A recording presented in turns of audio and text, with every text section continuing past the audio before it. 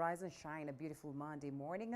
I hope that you had a great weekend and are set for the week. Karibu sana, as always, it's good to have you as I do this with you for the better part of the week, taking a look at what is happening politically, as well as taking a look at so much more that is of great importance to us. Welcome on board. It is always good to hear from you. The hashtag is Morning Cafe at Linda_Lela TV47KA. Yes, the broadcast is Morning Cafe. 22047 is the SMS short code. The lines will be running down on your screen. You can as well call us live, and let's get to engage as to what is happening.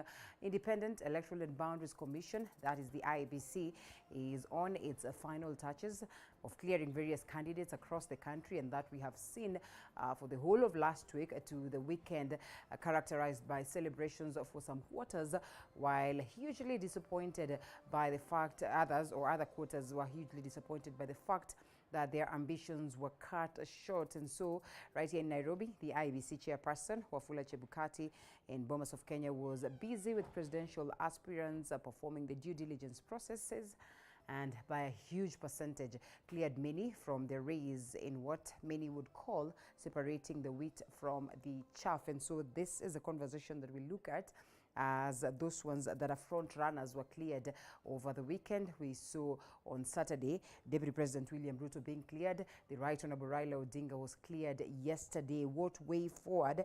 It is exactly what we'll be looking at this morning. So join us as we make this conversation. We get to understand, after the campaign lines were opened, after all these individuals were cleared or are said to be cleared, then we get to know what way forward. Jimmy Wanjigi will be facing the IEBC today, and so we follow up to see whether he will be lucky or unlucky, like the likes of Kuru Aukot, who could not manage the signatures. And so karibu sana. Let's just see the intrigues of politics. These main contenders have been cleared for the very first time. Deputy President William Ruto, the Right Honorable Raila Odinga, taking his fifth job. Just how lucky is it going to be for him? Some would call it a race of individuals that are really, staunch politically right here in the country, all from the time of the Moi era up until now. So let's get into this conversation. Weigh in your sentiments as we continue with the broadcast, and we sample them as we are here. The broadcast begins right away. The program Morning Cafe. My name is Linda Alela. Let's get to do this. Later on, I will loop in the gentlemen that will join me for the conversation, so that we all together take this segment of politics all the way to around 8 a.m. as we shift gears to matters health. And Dr. Inyadu Ignatius Kibe will be with us this morning also, as we just take a look at the general perspective of the health condition right here in the country today. So let's first of all take a look at what the papers detail this morning. You have the Daily Nation, we have the Standard newspaper, as well as the People Daily. These are the stories of the day.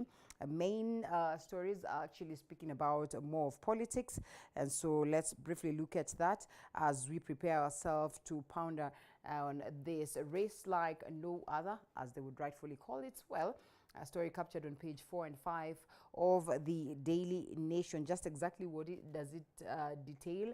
The political posturing between Ruto and the Right Honorable Raila Odinga is a game of smoke and mirrors, they say, that pits claims of incumbency. That is against two men whose pasts are pulls apart. One was shaped by the Moi State House, while the other was detained by the very same regime. In this outside versus inside argument, the flashes of revisionism that can't be ignored. And this is according to Macharia Gaidho in this aspect of opinions, and we'll be looking at that. Just get to understand what this race will look like. I mean, it's the biggest conversation after they got their running mates, who are hailing from the mountain.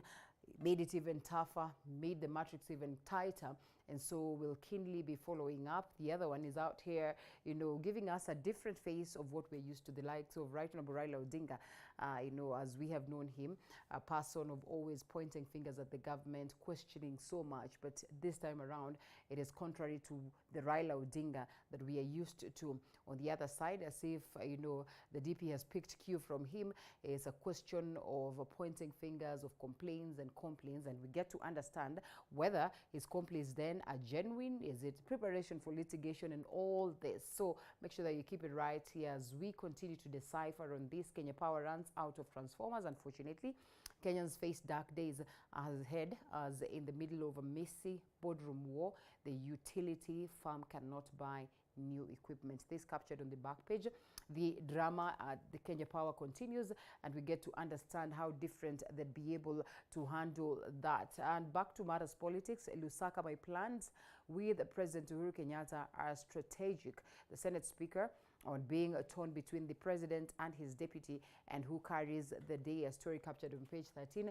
Many have labeled them as, traitors, Mafiki Zolo if you'd want, him and the Speaker of the National Assembly, Justin Muturi, for going out there or outright to show their support for the deputy president.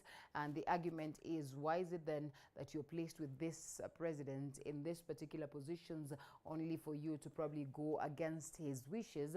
And we all know where the president stands politically, has declared his support for the Right Honorable Raila Odinga's Azimio One Kenya. But then again, these gentlemen have decided to take it to the Kenya Kwanza side. So we'll be looking at that, and we get to know whether indeed it is politics of this set, or genuinely, as he rightfully puts it, it is about the arrangement and agreement that they've had with President Uhuru Kenyatta, and therefore they are not in bad blood. Puzzle of a mechanic and a trader found dead in a stolen car. There's a story captured on page 2. Families of Charles Mwangi and Ibrahim Onyoike in shock as the bodies of the two men are found in the Lucky Summer neighborhood of Nairobi. The bodies bearing strangulation marks and sprawled on the back seat of stolen Toyota Vitz. A story that I have said has been captured on page 2 is quite unfortunate, and investigations ongoing as to that. We'll be getting to update you once they get to hit here. Kenya Railways on the spot for about 1 billion SGR payments. And members of parliament have given the corporation 3 months to recover slightly more than 1 billion paid as compensation to faceless individuals during construction of the standard gauge railway. This as captured on the back page of the Daily Nation.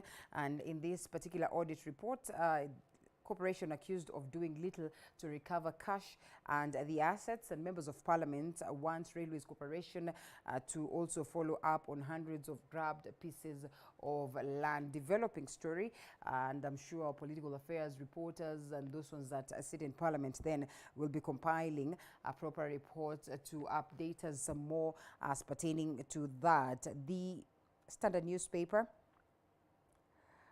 page 4, 5, 6, and 8, Raila's 10 poll demands. Azimio presidential candidate gets the nod to run for the top seat, but with a tough call to the election agency to release all information on voter register and put in place tamper-proof results transmission system to safeguard integrity of elections.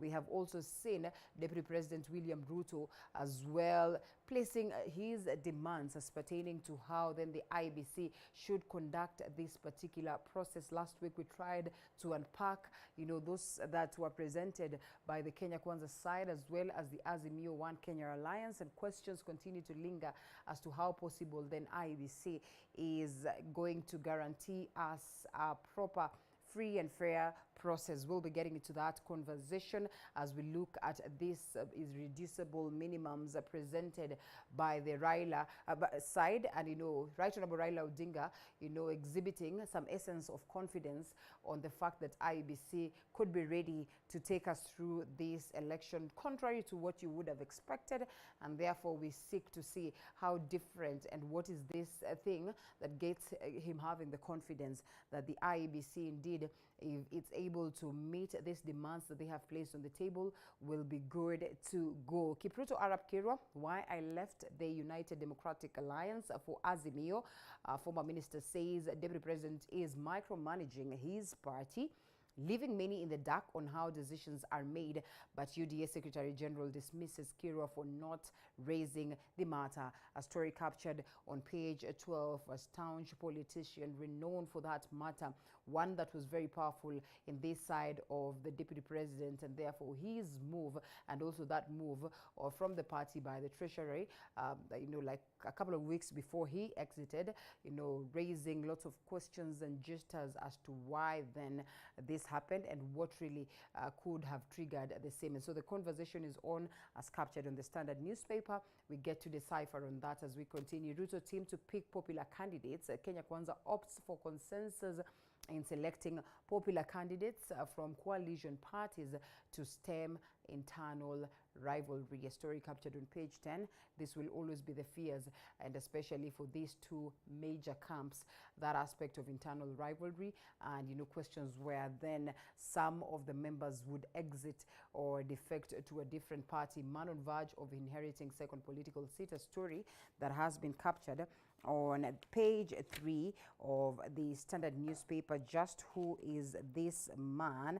And we get into that. And Mr. Mohammed Mdigo has secured the ODM ticket for the Rabbi Member of Parliament race.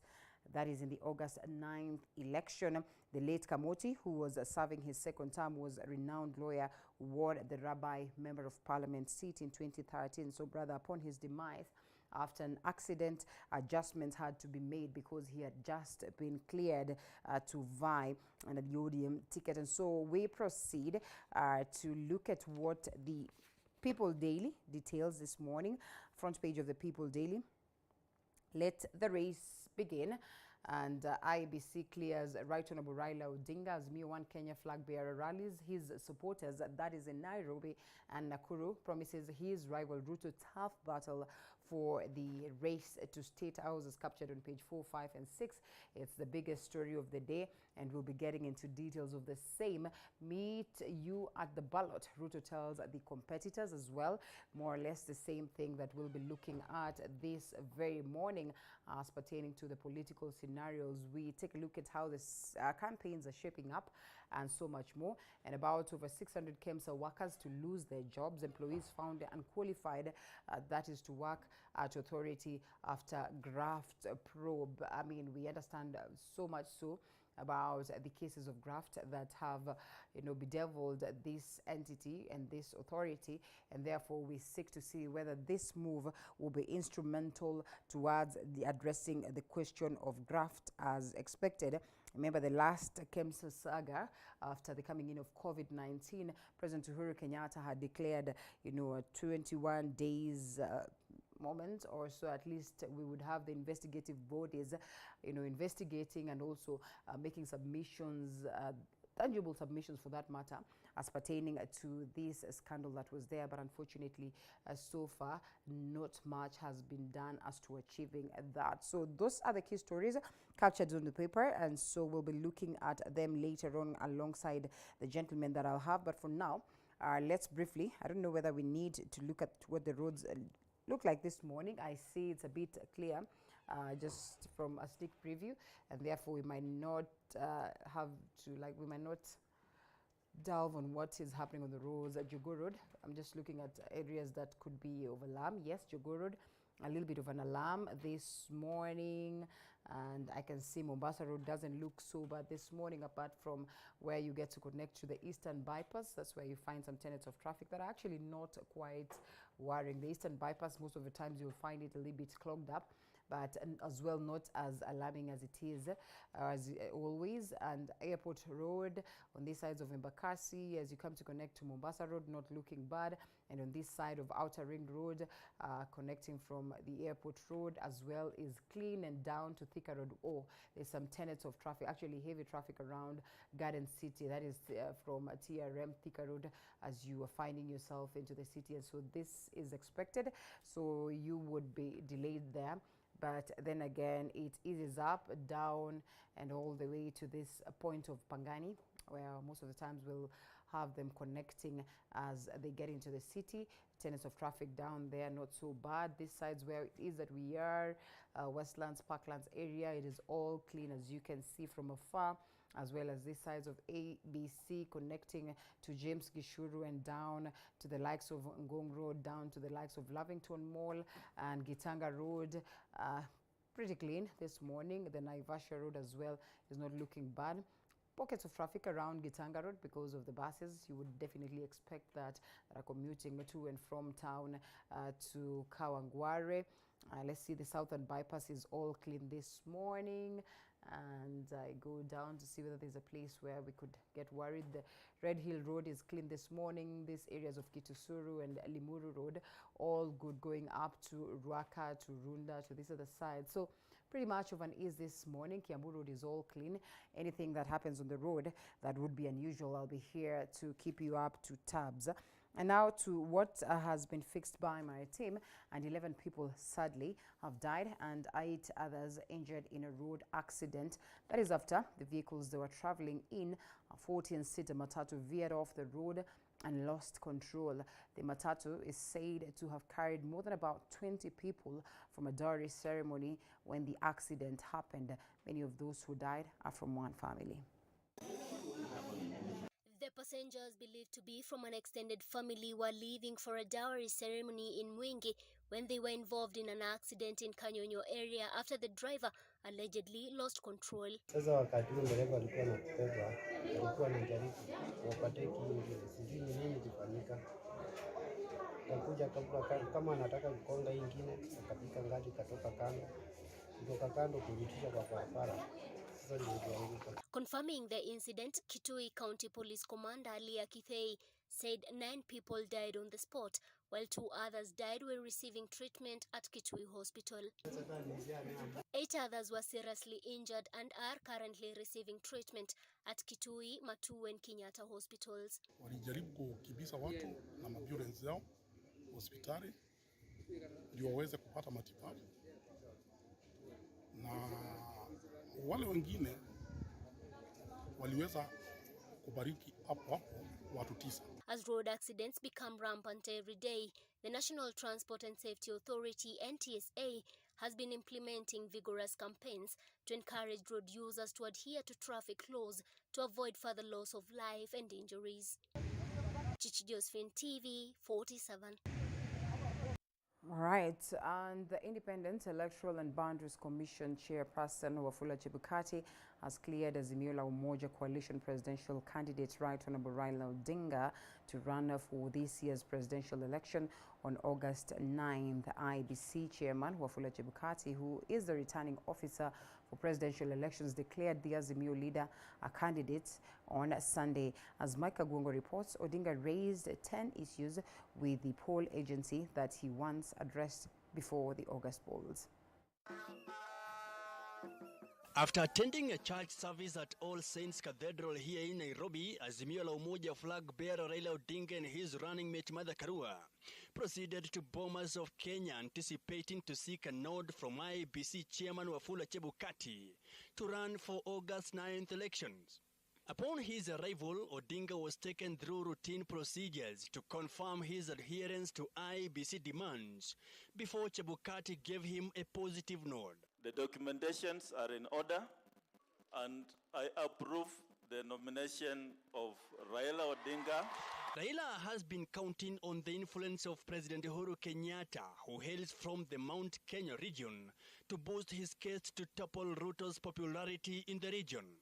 Speaking after the exercise, Odinga called on the electoral agency to play its role in a free and just manner to ensure credibility in the national elections. We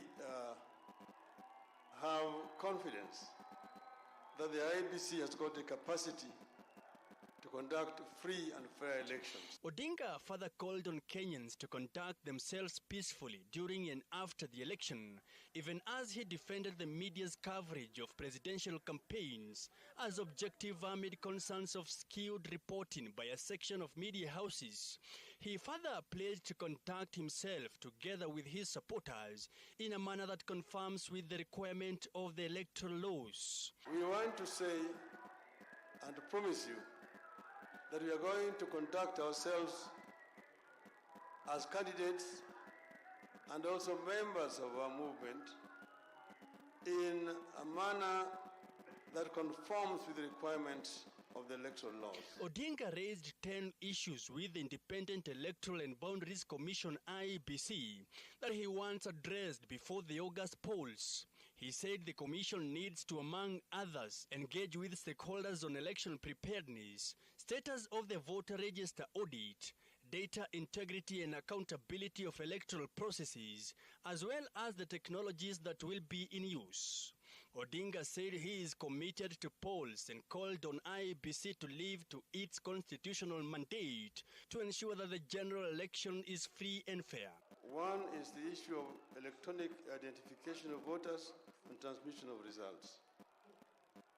What we want to know is, has the Commission developed constitutionally compliant protocols, the results transmission path for the polling station, the National Tallying Center? Odinga also sought an indication as to when the final report of the audit on the voters' roll will be released.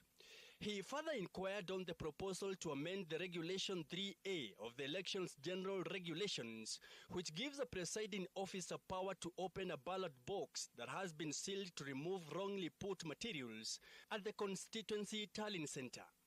Other concerns raised by Odinga include the recruitment of returning officers in the polls and the printing of ballot papers. He also inquired on the measures by the IEBC to ensure there are no lapses in security and logistics during the exercise.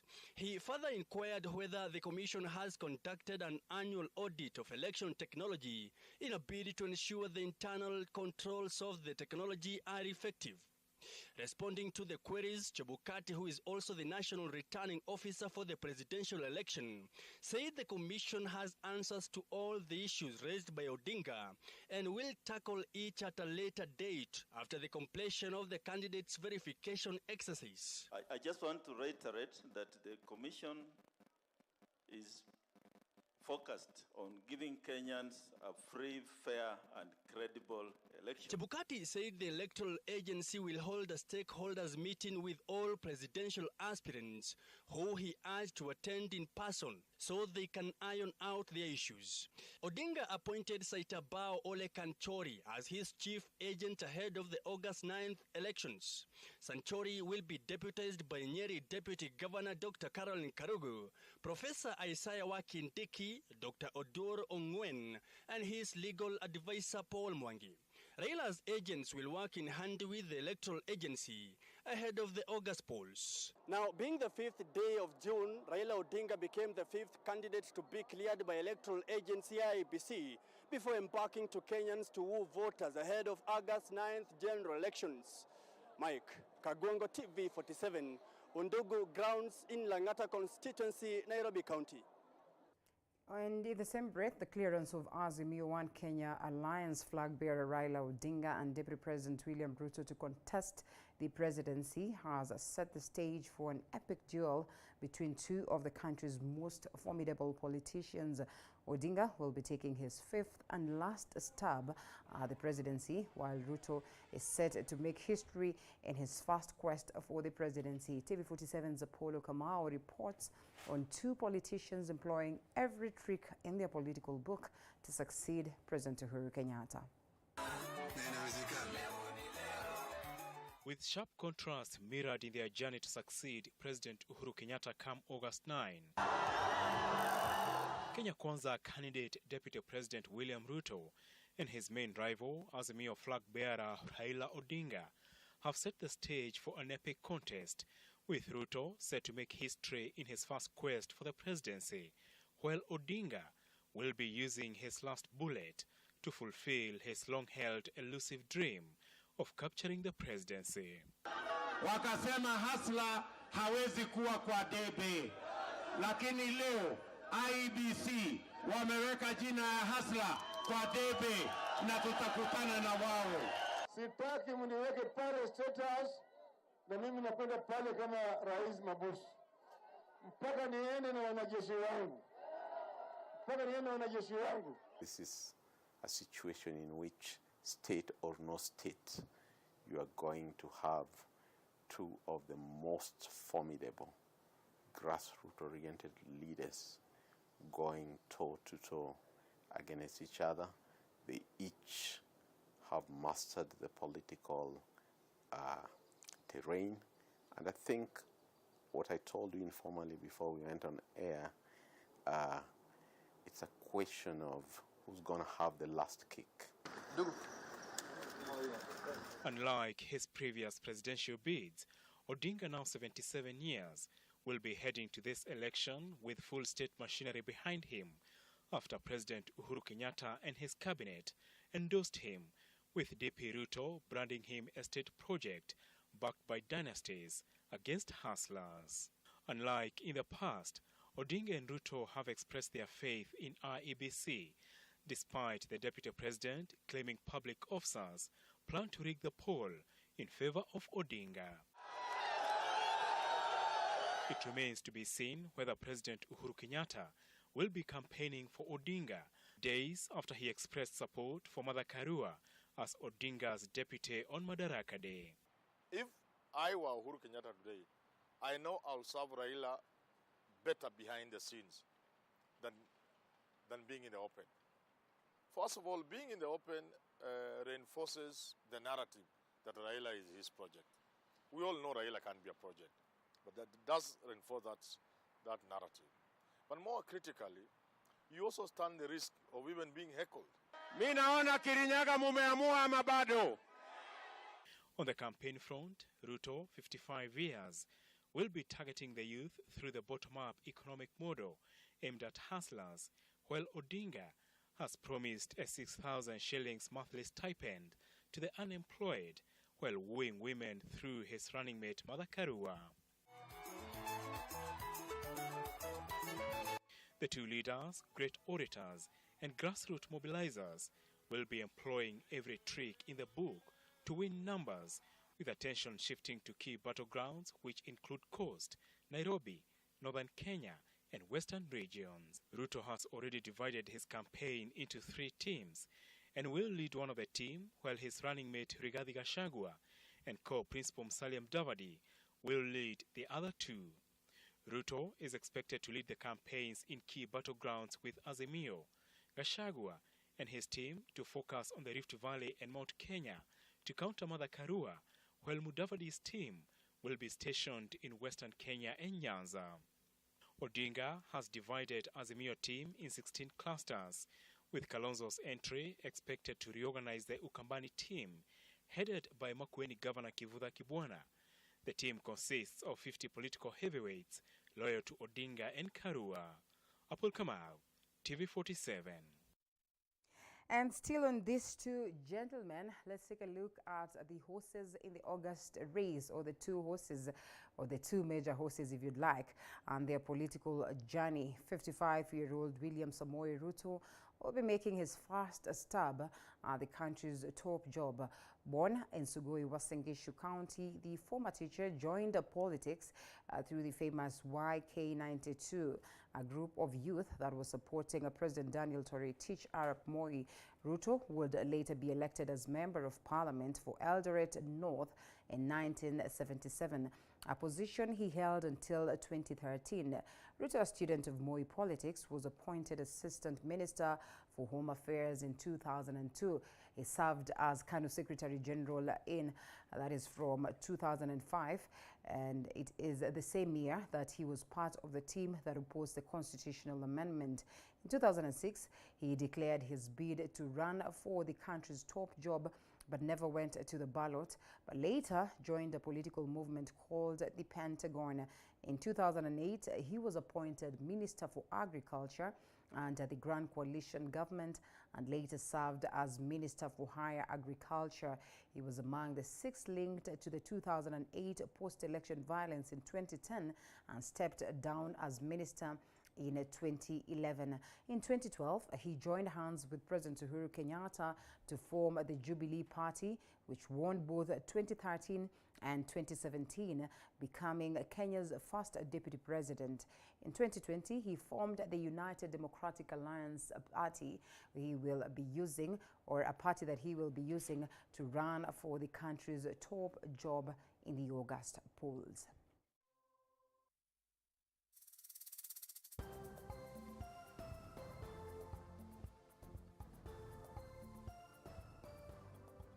Let's now look at a 77-year-old Right Honorable Raila Odinga.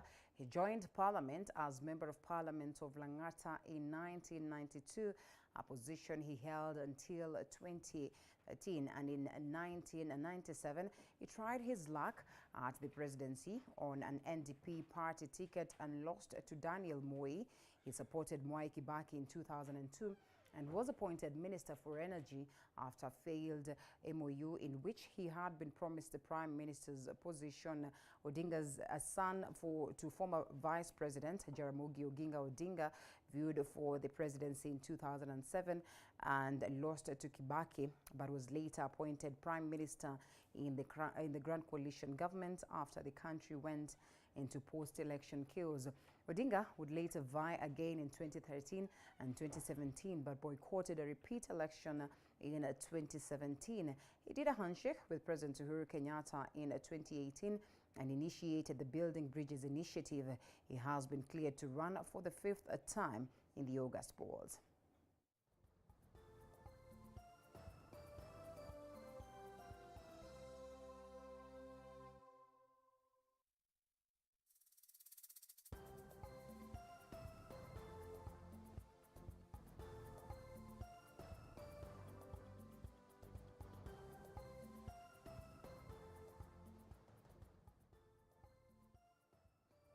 Deputy President William Ruto took Kenya Kwanza campaigns in Kiambu County just a day after he was cleared by the IEBC.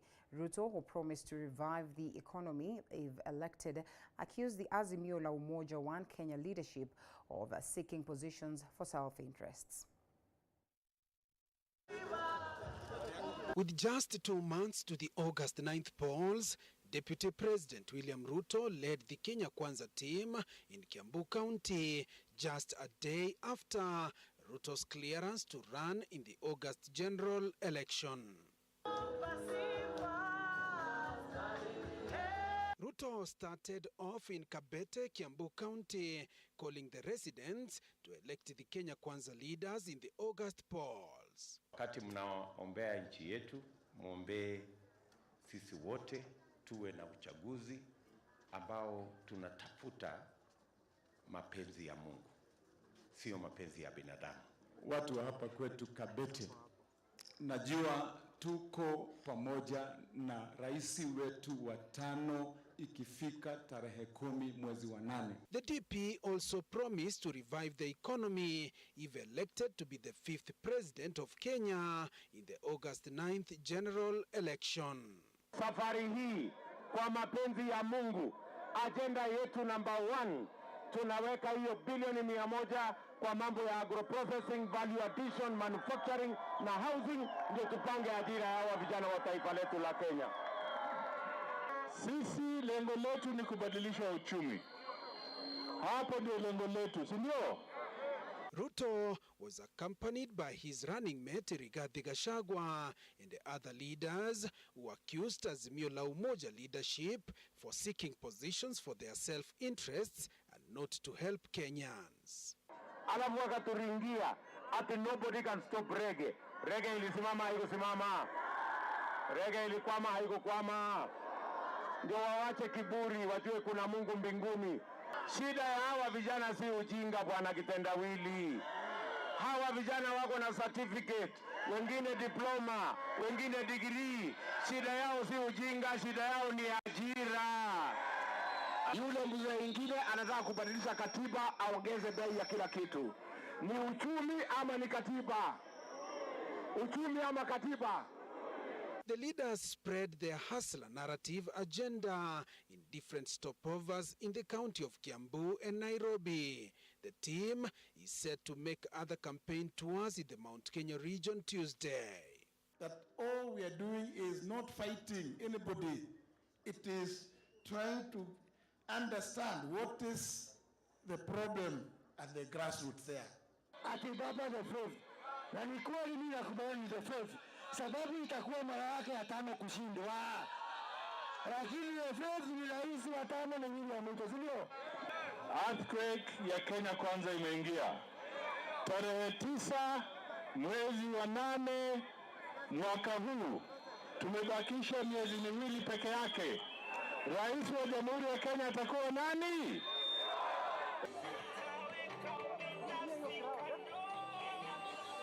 The race to State House now intensifies, IEBC having cleared ODM leader Raila Odinga and the UDA leader William Ruto to vie for presidency come August. Joash Onsare, TV 47, Uthiru Shopping Center, Nairobi.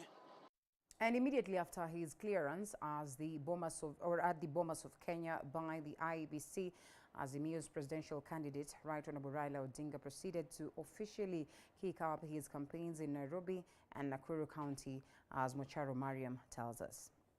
After his clearance by the Independent Electoral and Boundaries Commission, IEBC, Azimio boss Raila Odinga was now clear to pursue his candidature for the top seat in the country.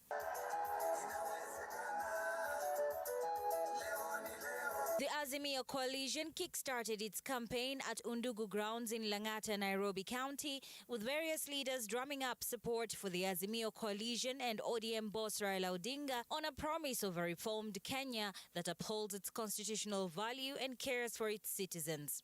Na tumezunguka mulima yote na watu wamebadilika wote, sasa wako kwa baba, ambayo inakuja kubadilisha Kenya kabisa, kumaliza mambo ya ufukara, Wakenya wote waweze kupata chakula na maisha yao yawe bora, kubadilisha kilimo, kuleta ajira kwa kila Mkenya, kupanua uchumi. Hiyo 10-point plan ndio inatupeleka ile Kanani baba alikuwa akisema. The procession then proceeded to Nakuru County, where Raila and his running mate Martha Karua once more spoke on their agenda and promised on a manifesto that meets the needs of the country and its citizens under his governance should he be elected as the 5th president. Mara ya mwisho nilipokuwa hapa nilitangaza harakati ya ukombozi wa tatu wa Kenya. Kasema Kenya inahitaji ukombozi wa tatu. The third revolution. Ukombozi ya kwanza ilitoa mzungu hapa ikaleta uhuru. Ya pili imalize utawala ya kiimla na kimabavu ikaleta katiba mpya. Ya tatu ya mwisho ni ya kiuchumi, ni ya vijana na kina mama. Vijana mko tayari? Mko tayari? Mukiona mama nyuma yake, huyu ni mama wa vijana wote. Vijana muelewe, shida zenu hatuwezi tukasahau. Wamama muelewe, huyu ni mama kama nyinyi. Shida zenu hatutasahau. Wazee muelewe, sisi ndio tunamchunga. Kwa hivyo nikiwa hapo na baba iko hapo, shida zenu hatuwezi sahau. Na hii ni azimio la umoja, kuunganisha Wakenya bila ukabila. Tutapambana na ufisadi mpate haki yenu, na naambia wale wote wanajua ni wahusika, hata wao tutawachunga kisheria, hakuna mtu ataonewa. Accompanied by various other leaders of the coalition, they poked holes on the Kenya Kwanza's bottom-up economic model, calling their leaders corrupt and unfit for the state. Baba amesema anaboresha afya. Si amesema? Anasema analeta baba care. Na wale wengine wanasema wanaleta wizi care. Munataka baba care ama wizi care? Economy iko mbaya kwa sababu ya corruption. Na hao wakiingia wanararua hiyo yote. Mimi naomba tu kitu kimoja. Leo hii tumeamua ni kwamba ni round moja. Round nini? Round moja.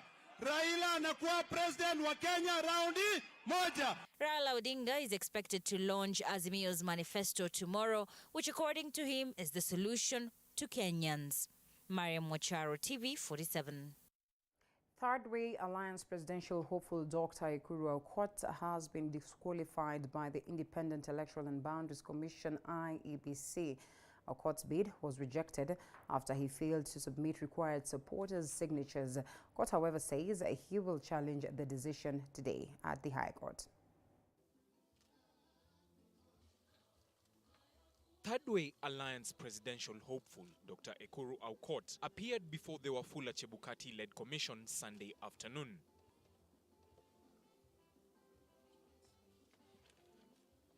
Aukot was, however, thrown out of the race for failing to submit the required signatures from supporters as per the requirements of the commission. Yeah, we have looked at your application for registration as a presidential candidate, and we find a number of things. One, the self-declaration form not commissioned, but more important is that the list of supporters is insufficient.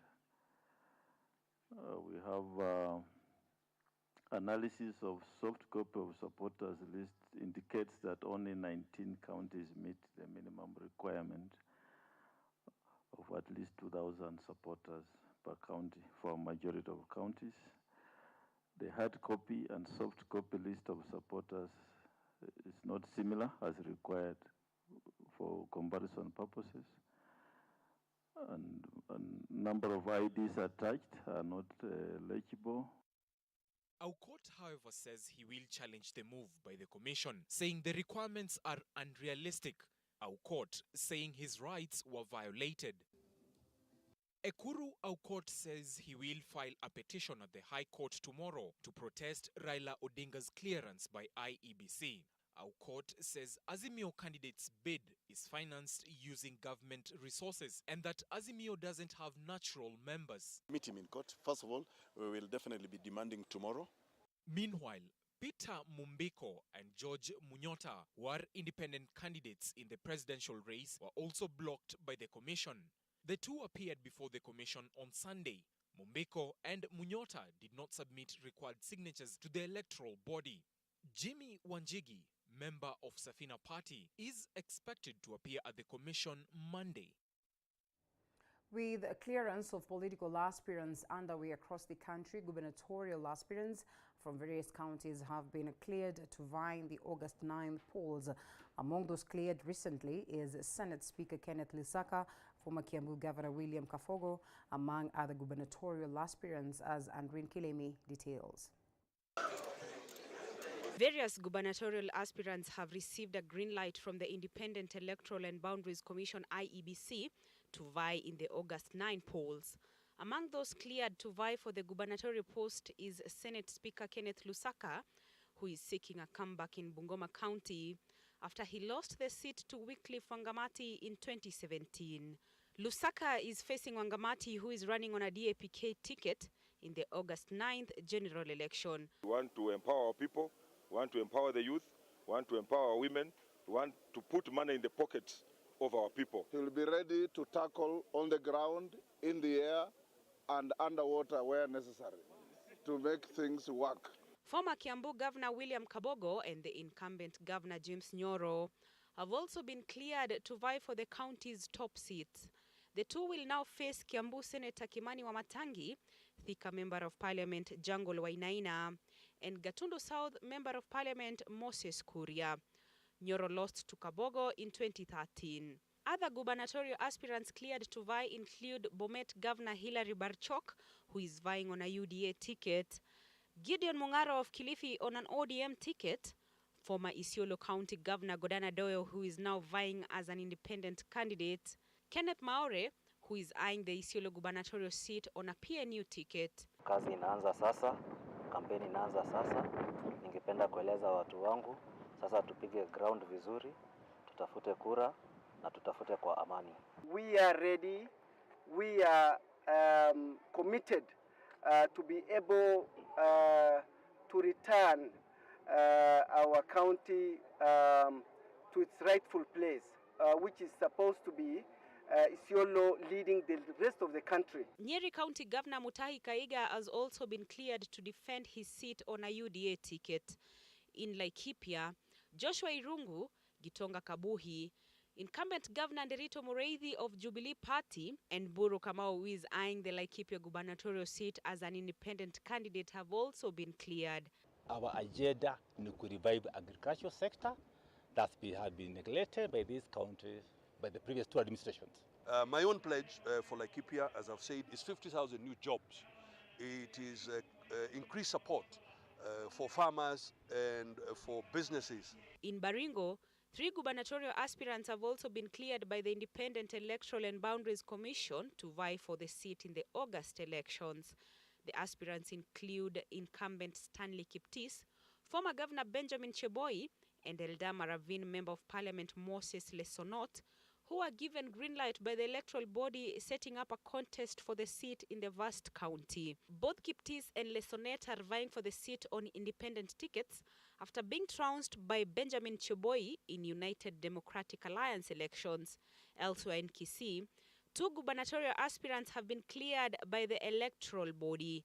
Simba Arati of the Orange Democratic Movement Party and Manson Oyongo of the Kenya National Congress Party were cleared by IEBC Sunday.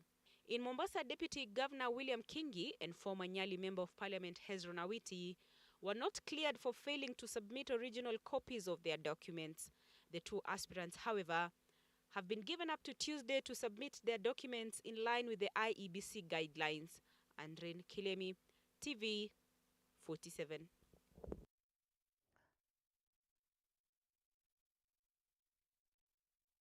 Thanks, Kandrin, for that. Kimindet's ward MCA Kuya Ole Kijabe, who has served the ward for the last 35 years, has been cleared by the IBC to defend his seat for the 8th time under the UDA ticket. Kijabe is among the country's longest-serving civic leaders, but has promised to exit the stage if he wins this election. Joanne Kimani with that. Kijabe, who was first elected in 1987 as a councillor and twice as an MCA under the current constitution, was cleared earlier today, having met all the requirements of the IEBC, and later kicked off his campaigns, seeking votes from the Kimindet residents. Nimepata certificate kupigania tena MCA ya Kimindet ward.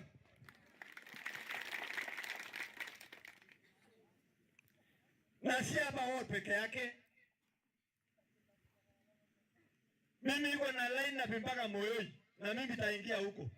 Mpaka karibu 40 sasa. Sasa unafikiri nyinyi ni gisa kuchagua mtu kila siku?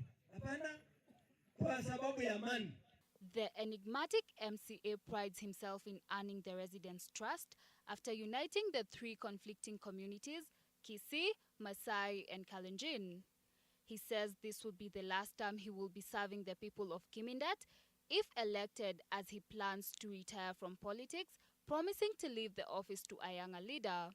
Mimi sasa nimekuwa sawa, na nianza campaign kuanzia mwezi ya 6 mpaka tupige kura.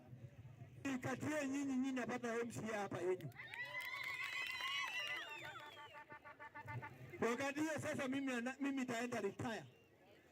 Hata kama mimi naenda retire, bado mimi narudi tu kusaidia nyinyi na kueleza ile kijana nyinyi nataka kuchagua ni kijana nani. Sababu mimi ni mzee nyumbani. Si mimi ni mzee nyumbani. Basi mimi nasema hii kijana sio mbaya, au hii tuweke kando kidogo, angojee kidogo. Na tumeweza kumchagua kwa hiyo miaka yote kwa sababu ya track record yake na hasa mambo ya kuleta watu pamoja. Yeye sio kiongozi, ingawa yeye ni Masai, habagui watu, anaweka watu wote pamoja, and that's what imeweka yeye kwa hiyo miaka yote. Kijabe, who will remain to be among the longest-serving ward representatives in the country, has further called on other leaders to preach peace during the campaigns and focus on development agendas that will meet the needs of the people. Joanne Kimani, TV 47. Away from politics, the country has surpassed the 10% forest cover by more than 2% that was being spearheaded by the government. This was revealed as the world marks the World Environmental Day, as Boniface Baraza reports. Speaking in Kajiado, the Kenya Forest Service Conservator Julius Kamau noted that the country has surpassed the 10% forest cover. His Excellency the President brought that target forward in 2018 and said we must achieve and surpass 10% tree cover by 2022. And it is also encouraging to see that we have been able to surpass the 10% tree cover, and now we are 12.13%. Now, as you can easily guess, all that work cannot be done without funding, and this is why we are all here today And this is why your support is so important for what we are doing at Radio 1.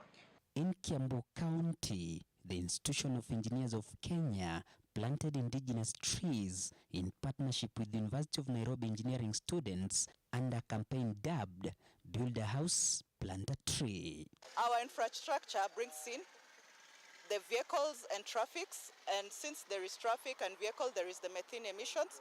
So the planting of trees, we are showing that. Putting the plant cover, the tree covers, we are able to reduce the emissions to the environment, thus reducing the impacts and mitigating the climate change impacts that we'll have in the future generation. And without conserving environment, these all infrastructures will be nothing. So this day is very important for us.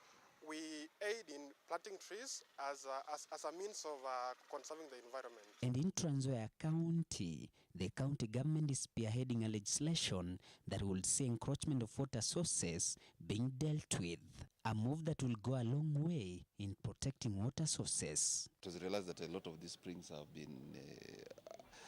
being destroyed through encroachment, and the act that is going to be enacted soon is going to also protect those kind of water sources. Ni vizuri ufadhili wa uhifadhi wa mazingira uweze kuongezewa ama uweze kusingatiwa katika hali ya kifedha. Tunasisitiza katika nchi yetu ya Kenya ya kwamba lazima tuyahifadhi mazingira. Tunapoadhimisha siku hii, isiwe tu ni siku kama siku yoyote ile.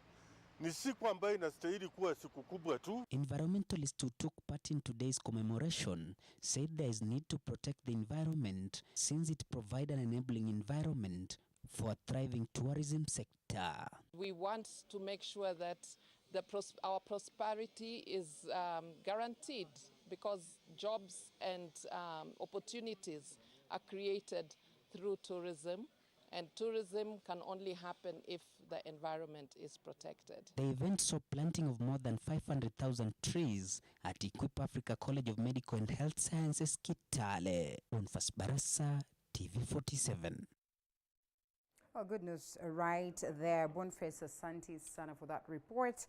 It's now time that we get to the conversation in a bit, and I get to introduce the gentleman that will be joining me for the same. Remember, it's all about the talk of clearance and those ones that have been cleared, officially candidates, as we proceed to the 9th August general election. Deputy President William Ruto cleared on Saturday. Right Honorable Raila Odinga cleared Sunday. We are waiting to hear whether they present their manifestos as declared or as promised, and we get to see then how do we gauge this gentleman to know whether there would be indeed those ones that will take up the mantle from President Uhuru Kenyatta, or either of them, or those ones that are also cleared already, the likes of Walter Mungari to vie, the likes of Wajakoya, and many others. So it's this conversation that has taken center stage for the better part of last week, from around Sunday coming to this Sunday. And Jimmy Wanjigi also is supposed to go through this process today. And so we'll keenly be following to see how successful it will be for him. Ekuru Court declaring that he would wish to challenge the position of the IEBC as pertaining to clearing him and disqualifying him for that particular matter at the level of the High Court. So we get to this conversation and so much more in terms of understanding whether IEBC is indeed prepared. The reducible minimums presented to them by the various candidates, and they say they would want to have a sit down, a stakeholders sit down with them for this very conversation to know how then they forge forward. So we'll be looking at all this and so much more that is right here as pertaining to matters politics. The hashtag is Morning Cafe at Linda_Lela TV47KA. That's how you get to interact with us. We sample some of your comments as we continue with the broadcast. 22047 is the SMS short code. The numbers to call will be running down on your screen, and therefore the lines are open for you to be part and parcel of the conversation. And speaking of the conversation, we have Engineer John Ochoti, Nairobi senatorial candidate for KANU, with us this morning for the very same conversation. And we have Dr. Barak Muluka, Communication Advisor, as well in studio. Joining us virtually, Margaret Langart, Mheshimiwa, Member of Parliament candidate. And that is Kipkeloi. This one is quite a tongue twister. West of, that is this side of Rift Valley. So he'll be joining us virtually for the very same conversation as we unpack the scenario of politics in the country. But before then, I think it's only fair that we take a short break and then we come to that.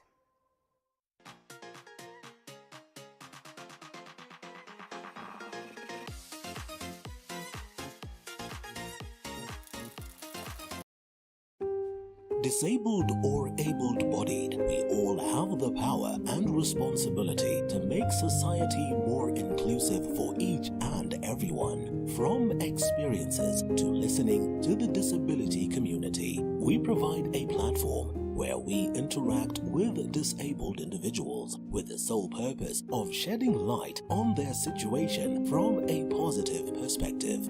Nilizaliwa bila mikono miwili. Hivyo nilijipata katika maisha, and I'm happy for that. People are giving a lot of chances to people who are disabled people. Join Muthoni Maina as she delves deeper this Saturday at 7:30 p.m. We celebrate disability, an inclusive world and education. We need to know such person can go beyond the limit.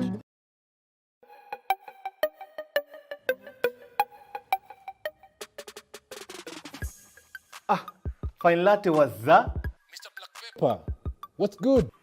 Sadevabi, mambo vipi? Astounding Rasta mtaani. How are you, man? Nasikia mapreza unapigana mabinti. That is simping, bro. These men have no substance. Bro, you need an apology for that. You mean like we should give flowers to the girls? Let's meet up 10 p.m. I'll do what I do best. Put a spice on it. We need to teach these men how to be alphas. Then we need a conference. So let's get it. Welcome to the Men's Conference, where men become alpha males.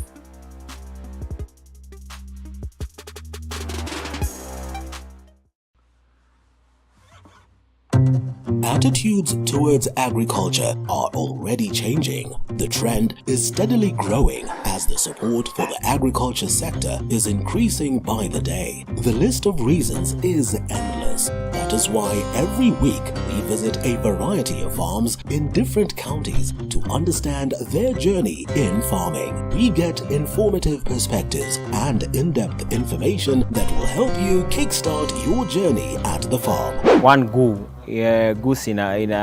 weigh kutoka 4 kgs to 8 kgs. You cannot do any farming without you knowing how your soil is. Sandra Wahito embarks on this informative quest. Join her this and every Sunday at 6:30 p.m.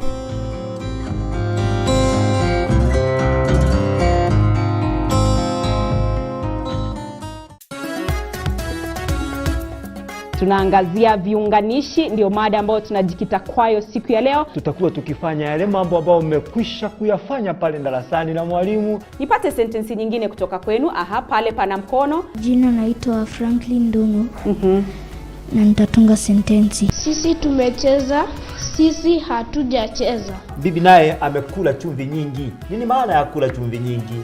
Kula chumvi ni kuwa mzee. Tumpigieni makofi.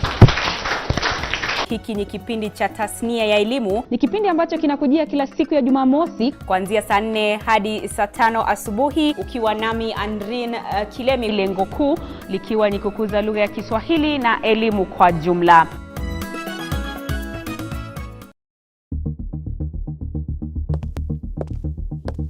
Times have changed. Events of seismic effects have tried to wear us down, but still we rise and conquer.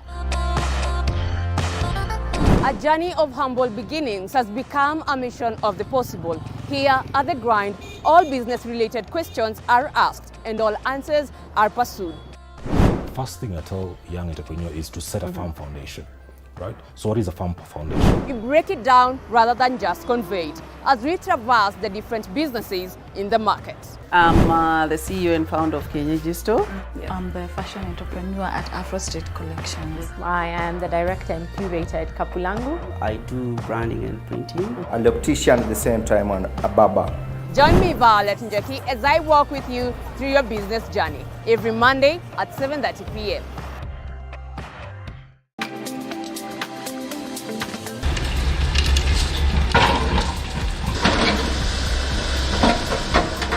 Why are buildings collapsing?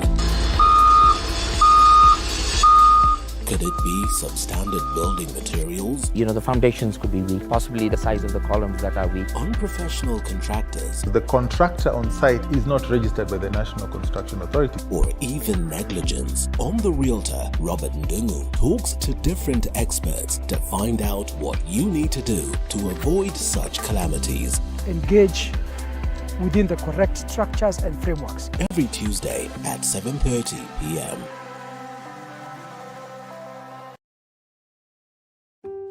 Disabled or able-bodied, we all have the power and responsibility to make society more inclusive for each and everyone. From experiences to listening to the disability community, we provide a platform where we interact with disabled individuals with the sole purpose of shedding light on that you find other things to go and do with yourself. These ones are politicians. Where do they go? They are not. They did not invent politics. Okay. Politics is practiced all over the world. You even get to a certain age, and you should allow younger people to come and take over from you. Yeah, there are very few things which I think one should continue doing, but hardly any of them where you should recede to lower ranks. Indeed, I have seen even in the past people who wanted to run for lower office, the conspiracy of circumstances forcing them in the same race to run for higher office. Rafael Wanjala wanted to run for council seat in Busia. I believe it was in 1997.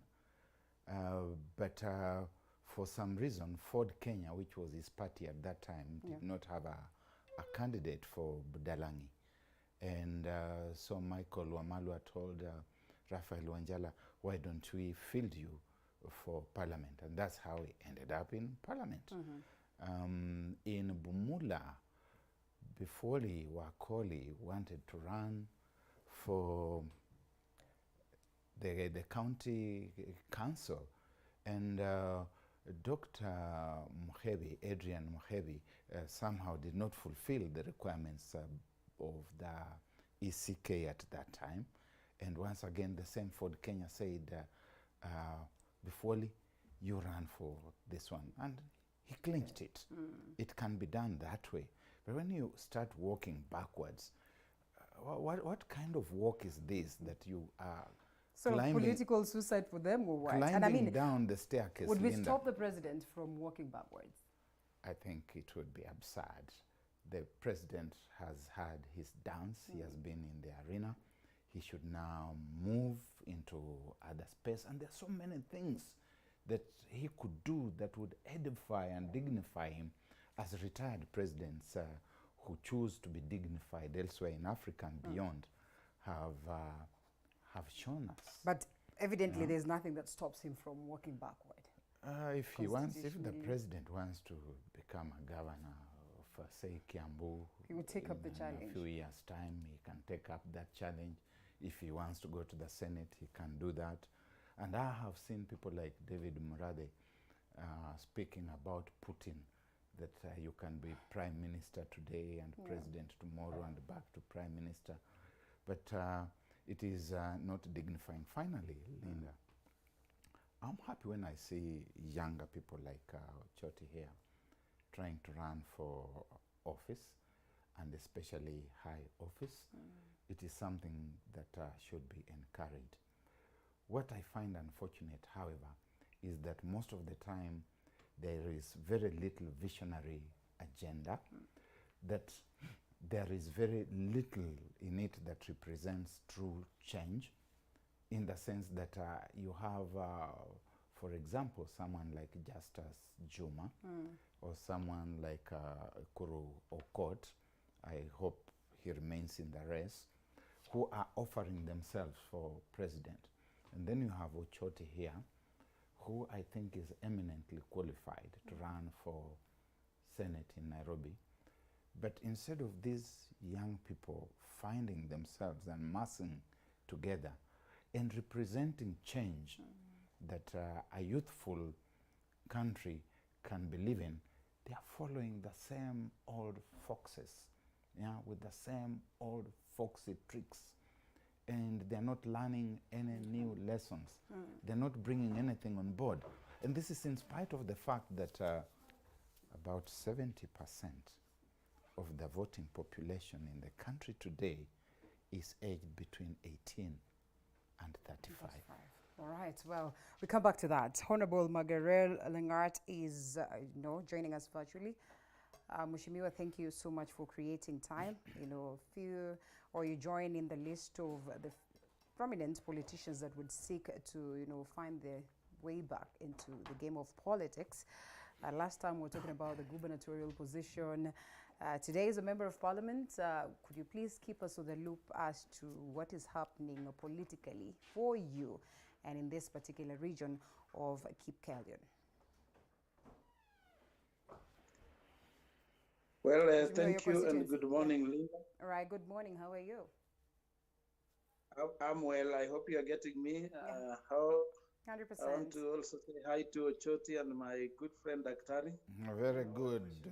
The last time I saw you was in Beijing. Yes. I'm happy to it's see good you that again. you still remember Barak. Yes. Yeah. Yes, I want to say that I'm grateful to TV47 for this opportunity to be part of this very interesting discussion this morning. Yes, Linda, last time I was in the studios there, I was talking about gubernatorial. And when I came back, a lot of things, went up here, discussions here and there, and I ended up taking back my old seat of Kipkelion West. Although you remember when I was a member of parliament in 2007 to 2013, Kipkelion had not been subdivided. So basically, I'm taking a portion of what I used to represent previously.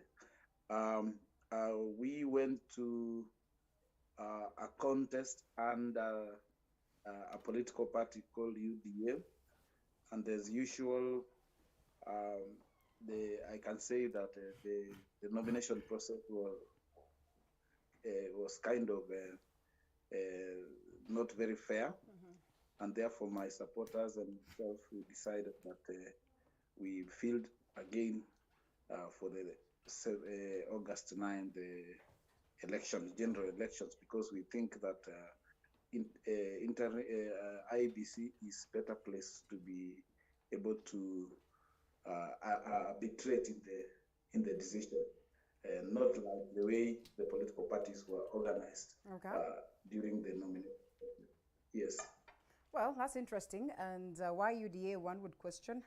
The last time it was ODM and it did not go well. A clear indication that this is tough for, the deputy president. But that aside, you speak of the fact that you were not confident on how this process was conducted. It brings me to this question of nominations, party primaries, and whether we need them. On the other hand, Kanu did not conduct primaries, and therefore it was a direct ticket for you. Kindly keep us up to tabs as to that. We could be assuming things, but last time I checked, I had, I had you, Fred Okangwa here, who confirmed that, Kanu termed it necessary not to go through the processes of nominations. Perhaps this could have been the best direction for many parties, or maybe generally across, if you look at what it is that Margaret speaks about. Okay, Kanu conducted nominations. what we did not do is to go through the ballot. There were several candidates. Consensus, direct ticketing. Yeah, so this was the nominations? Some which were not contested, they were given direct nominations. And other positions which were contested, like mine, I had a competitor. Okay. We were taken through a very rigorous process of determining who is the best for that ticket. And all these are some of the methods of obtaining candidates or arriving at the right candidate for the party. So KANU indeed had, can you call them primaries? Yes, of course. Yes, yeah, but they are. Are. But it's consensus mostly. Okay. And in my case, we even had some polling, some voting, which happened within the party, in the boardroom. Yeah, and also looking at what we had done so far in terms of the campaigns and the strategy that one had in terms of their ability to clinch the seat. Okay. Yes. You know, Barack, there's that vigorous process, first of all, campaigns for the nominations, that candidates will always go out there, try to their supporters, so that, first of all, they could be, you know, they could sail through the nomination process. But then again, some will come out of this place a little bit disappointed based on how this has been conducted, and as you've heard Honorable Margaret arguing, you know, do you perhaps think that probably this talks of consensus and all that would be the way forward to avoid such occurrences? Yes, largely. First of all, nomination. What is to nominate? Nominate. As a student of language, and even as a student of political science, to nominate is to name. It's a verb. It's a noun, a verb, a transitive verb that takes a direct object. To nominate. That there are these seats, and we as a political party wish that we would capture all of them. So we are naming our preferred MPs that for Nairobi Senate, it will be Ochoti. We name him. How we arrive at that name is not up. We are given a variety of options. And one of them is that we can just sit in the boardroom and we can decide this is the one we want. Another one is that we can have a competitive election process by members of the party. Now, when you open this up to all and sundry, it is no longer a party affair, it is distorted. And it is that distortion by people who are even paid or bought to come and nominate. How do they name your candidate, your preferred MP for you? And that is why there are many parties. If someone is not happy with the way you conduct your activities, they don't believe in that which you believe in, they are free to look for another option. And so for me, this whole fracas about, oh, this one is more popular, this one is less popular, it's neither here nor there. Okay, last time I watched this engagement, that is right here at TV47, with Savula, he argues that you should go for the gubernatorial position. Don't you think you have disappointed many? Myself? I would have wished, yes. And I mean, they would look at you as a national. I mean, now that we're talking about aspirants and candidates right here, I think it's only fair that we literally get into that.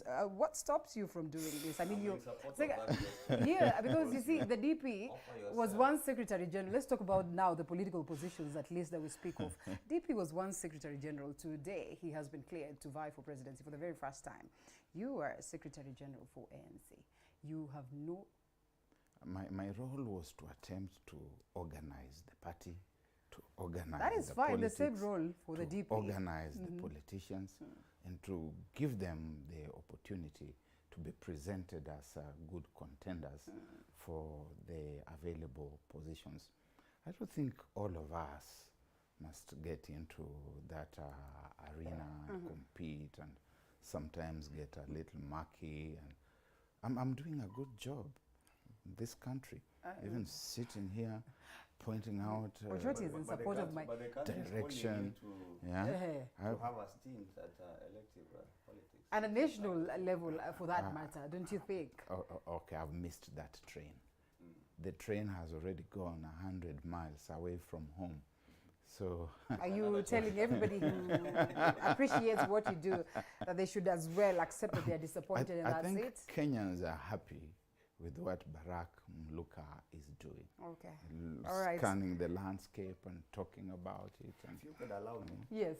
There's two issues which were raised I would like to address. The first issue was governors running for lower positions.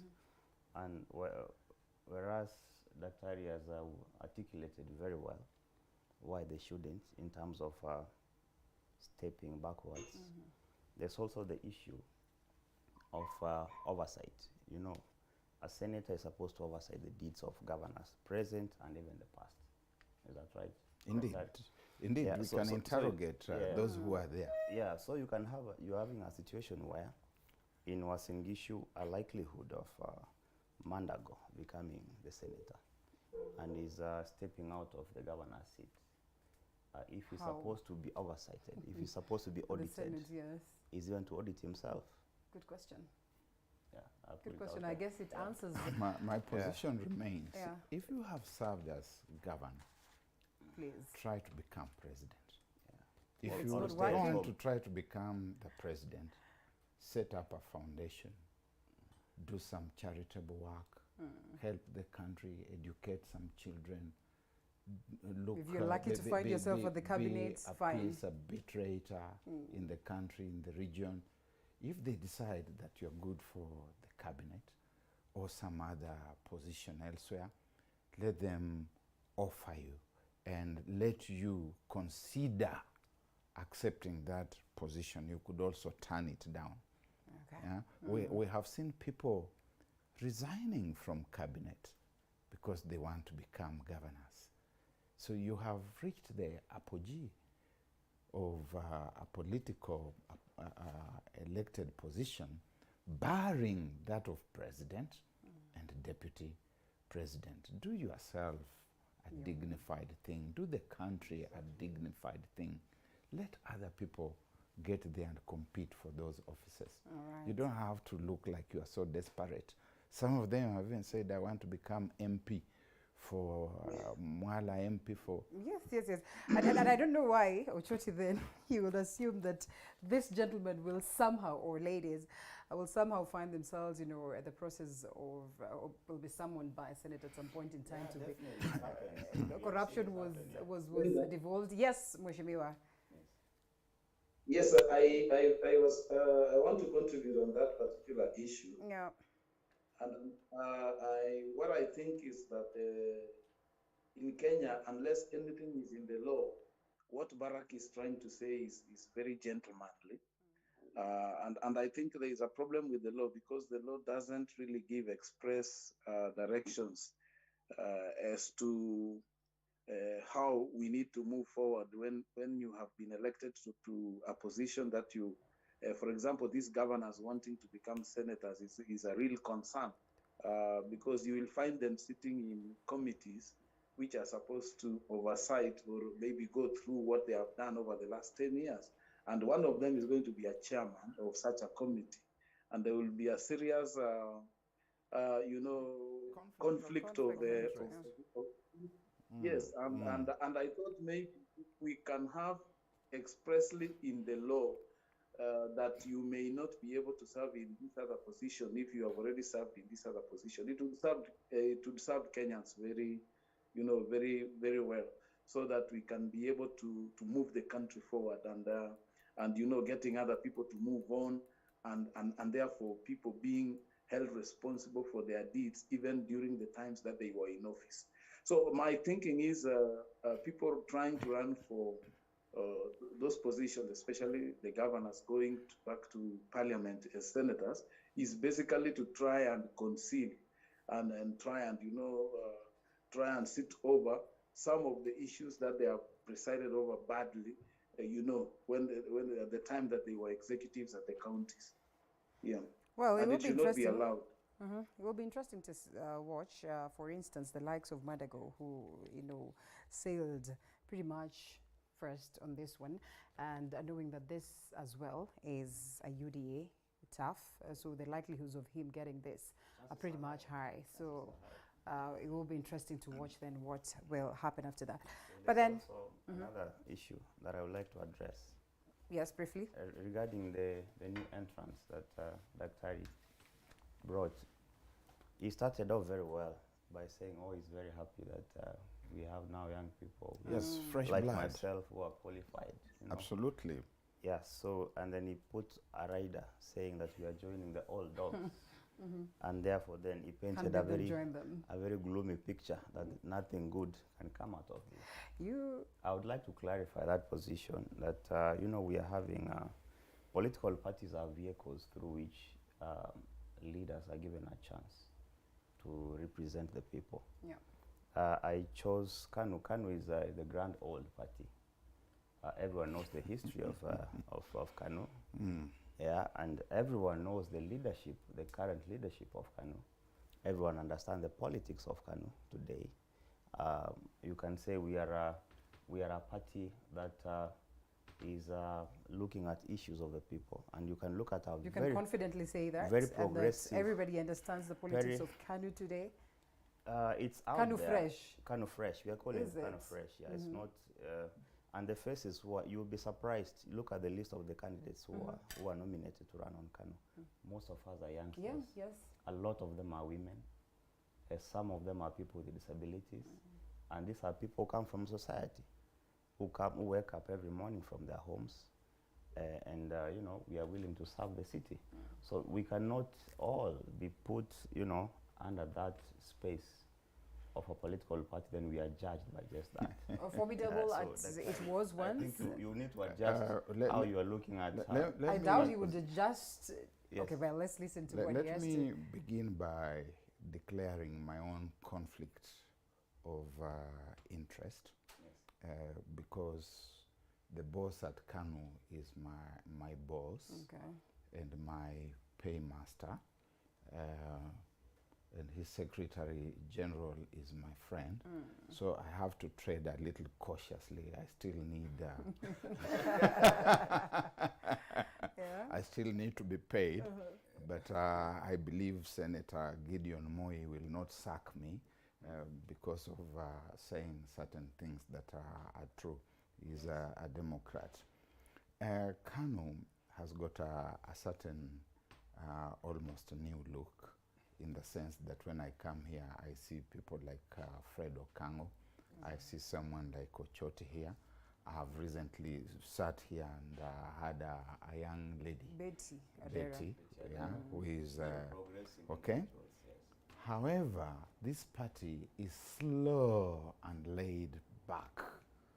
I cannot understand how KANU should be doing a following up assignment, trying to catch up with new parties that have recently come into existence. I want to believe that my boss, Gideon Moi, has got the wherewithal, both in terms of financial resources and in terms of a rich historical political heritage that he could bring to the arena, and that this party should be energized and it should renew itself and give itself and the country some fresh impetus. That has not been there. The presence of even the young people and tapping them, tapping what they bring, the assets, the youthful assets and energy that they bring on board, we have not seen that. And I must say that KANU disappoints. Okay, well, we have to drop that one. Make it very brief, because also Honorable Magarere is there. While I agree with what the perception that might be there, there's a lot that is happening. And as you might be well aware, or you have seen, our party leader has been very active in trying to craft this Azimio coalition and to try to ensure that all the key players are brought on board and holding the ship together. So he may not have stood at a public rally in Kamukunji and shouted loudest, but I think he has done his bit behind the scenes. And going forward, it's my hope as well that we become vibrant, we become very audible, and we've started with saying it's now back to business. And we've launched a very robust manifesto that I invite Daktari and yourself come and have a view. And now we have very vibrant young politicians like myself who are going to carry. We give you the benefit of the doubt. We wait and see where that goes really. Just give us the chance. For the time being, we are not feeling you. Okay. Yes, Honorable Maguire. Yes, I would like to contribute on that issue of political parties and the optimism that Barack would like to see, and as well as with Choti. I have had an experience, of having headed a political party at the level of executive director. Some years back when I was the executive director of the Orange Democratic Movement. And I can say that the Kenya's geopolitics is still organized in tribal, I would say tribal corners. So that you will find that what we call political parties really are just political parties by registration and names, but they are indeed personality. I don't want to use the word cults, but they are personality, organs or organizations, such that I'm just thinking if today William Ruto was to leave UDA and join another fringe party, that party would all of a sudden become a very big party. Likewise to Raila Odinga, if he was to leave, Azimio One Kenya and start another journey, you would still see that journey, moving on. So that clearly describes that we have not matured in terms of the political party organization, believing in those things we call values and beliefs and ideals. We haven't yet reached there.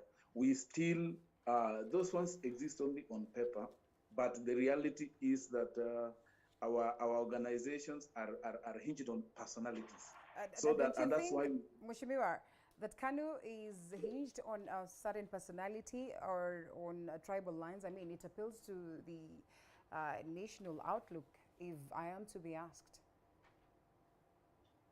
KANU has the benefit of having been the oldest political party in Kenya, but you can clearly see that the space is available for people like Akina Ochoti to join in, because there are quite a few people there, and therefore as we begin the journey to reconstruct maybe KANU and reorient and make it fresh, like he's saying, then there would be so much space. But going forward, as the party becomes maybe strong, if it's going to be strong in future, it will still be hinged on its leader. And you heard Barack there saying that, when you have resources and you are the person, then it means you can be able to steer a political party. Clearly it shows that political parties in Kenya, the foundations are not basically the ideal and the idea. Well, yes. Makes sense. The argument really drives it home. Barack, we have to take a short break. We have to take a quick short break, and then we come back on that very note. And I'm glad that Mheshimiwa mentions the Orange Democratic Party.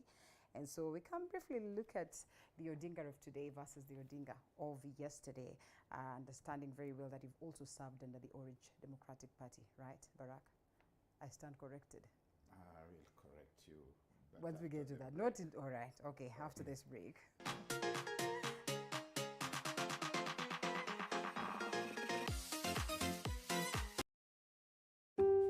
Disabled or able-bodied, we all have the power and responsibility to make society more inclusive for each and everyone. From experiences to listening to the disability community, we provide a platform where we interact with disabled individuals with the sole purpose of shedding light on their situation from a positive perspective.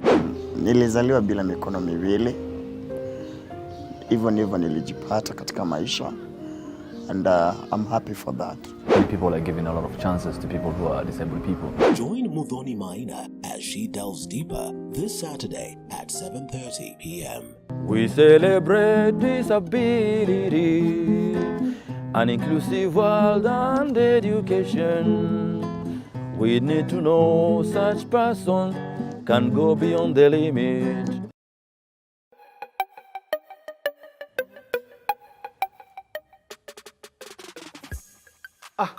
Fine latte was that? What's good? Astounding, Rastamtani. How you, man? That is simping, bro. These men have no substance. Bro, you need an apology for that. You mean like we should give flowers to the girls? Let's meet up 10 p.m. I'll do what I do best. Put a spice on it. We need to teach these men how to be alphas. Then we need a conference. So let's get it.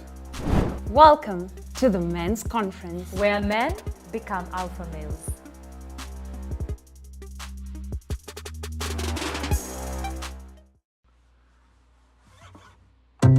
Attitudes towards agriculture are already changing. The trend is steadily growing as the support for the agriculture sector is increasing by the day. The list of reasons is endless. That is why every week we visit a variety of farms in different counties to understand their journey in farming. We get informative perspectives and in-depth information that will help you kickstart your journey at the farm. One goose inaweigh kutoka 4 kgs to 8 kgs. You cannot do any farming without you knowing how your soil is. Sandra Wahito embarks on this informative quest. Join her this and every Sunday at 6:30 p.m.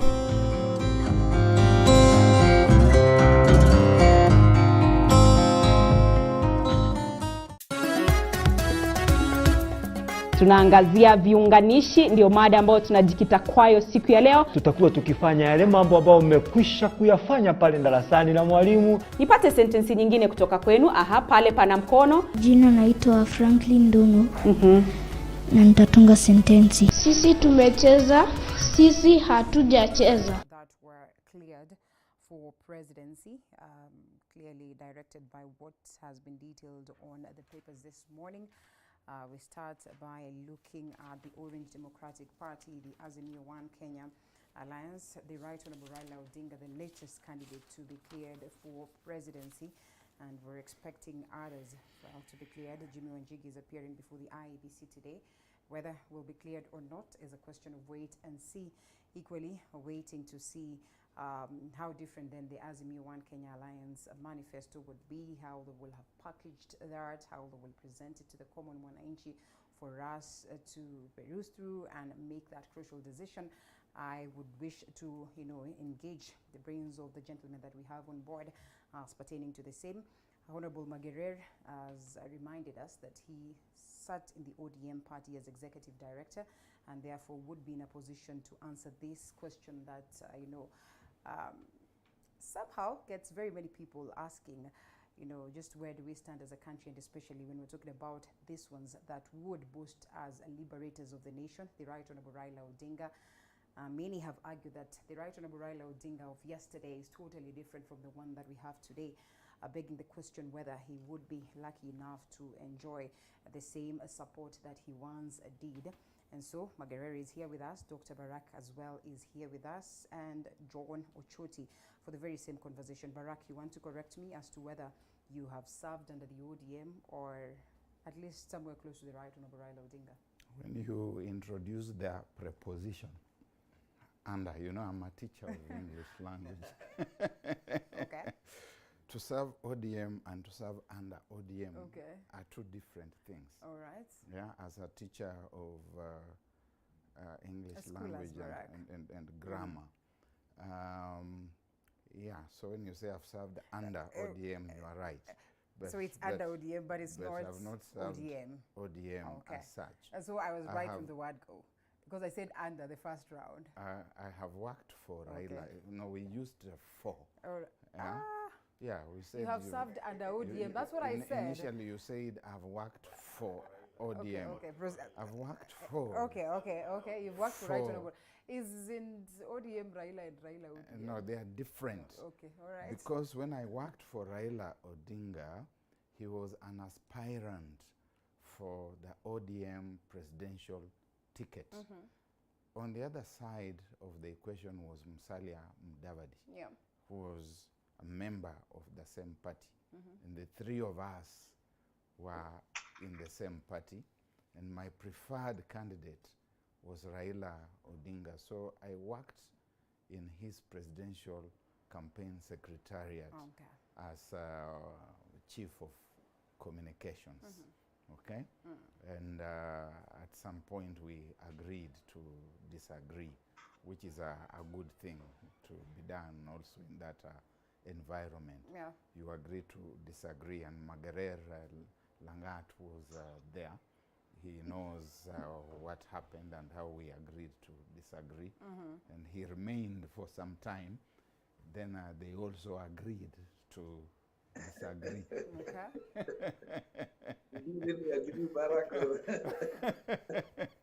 Yes. But these political parties, Mheshimiwa Magarer, must also have some strong personalities, some strong individuals. Strong individuals who bring on board funds, who bring on board political experience, who bring on board certain clout and recognition. That is why younger people like Ochoti find it difficult to fashion a new kind of instrument by way of a political party, which they can then position before the national electorate, and the electorate says, presto, here is a good party. And the law, of course, also restricts just how much an individual can contribute in terms of resources to the party. I think it's up to 25%. You're not allowed by law to bring more than 25%, but we know it is being flouted left, right, and center in the country each day. Okay, and so here we are. I will ask this question. The Right Honorable Raila Odinga of today, perhaps they could be a little bit biased because they have worked with him, but us as, you know, the Kawaida Kenyan, the way we've viewed him, some of the people have been staunch supporters of him today. They speak different today. Wait, he's working with him. Today he is working with him under Azimio One Kenya. We will get to that. Okay, right now he could not even give. Okay, well, what do you think? The Right Honorable Raila Odinga of today, and whether you support him because you believe on what it is that he presents, or it's because the party that you sit in then has joined forces with the Right Honorable. That is right. I'm working with. And so you could be more biased. All right. Let me give my The Right view. Honorable Raila Odinga of today is the same as the one that we once knew? No, not exactly. You know, we all move. Like, for example, myself, I'm not the same that I was 2 years, 3 years ago. All right. So everyone is allowed to change, to shift, to become better. I believe he has become better. Okay. I have followed the politics of this country since I was very young, at a young age.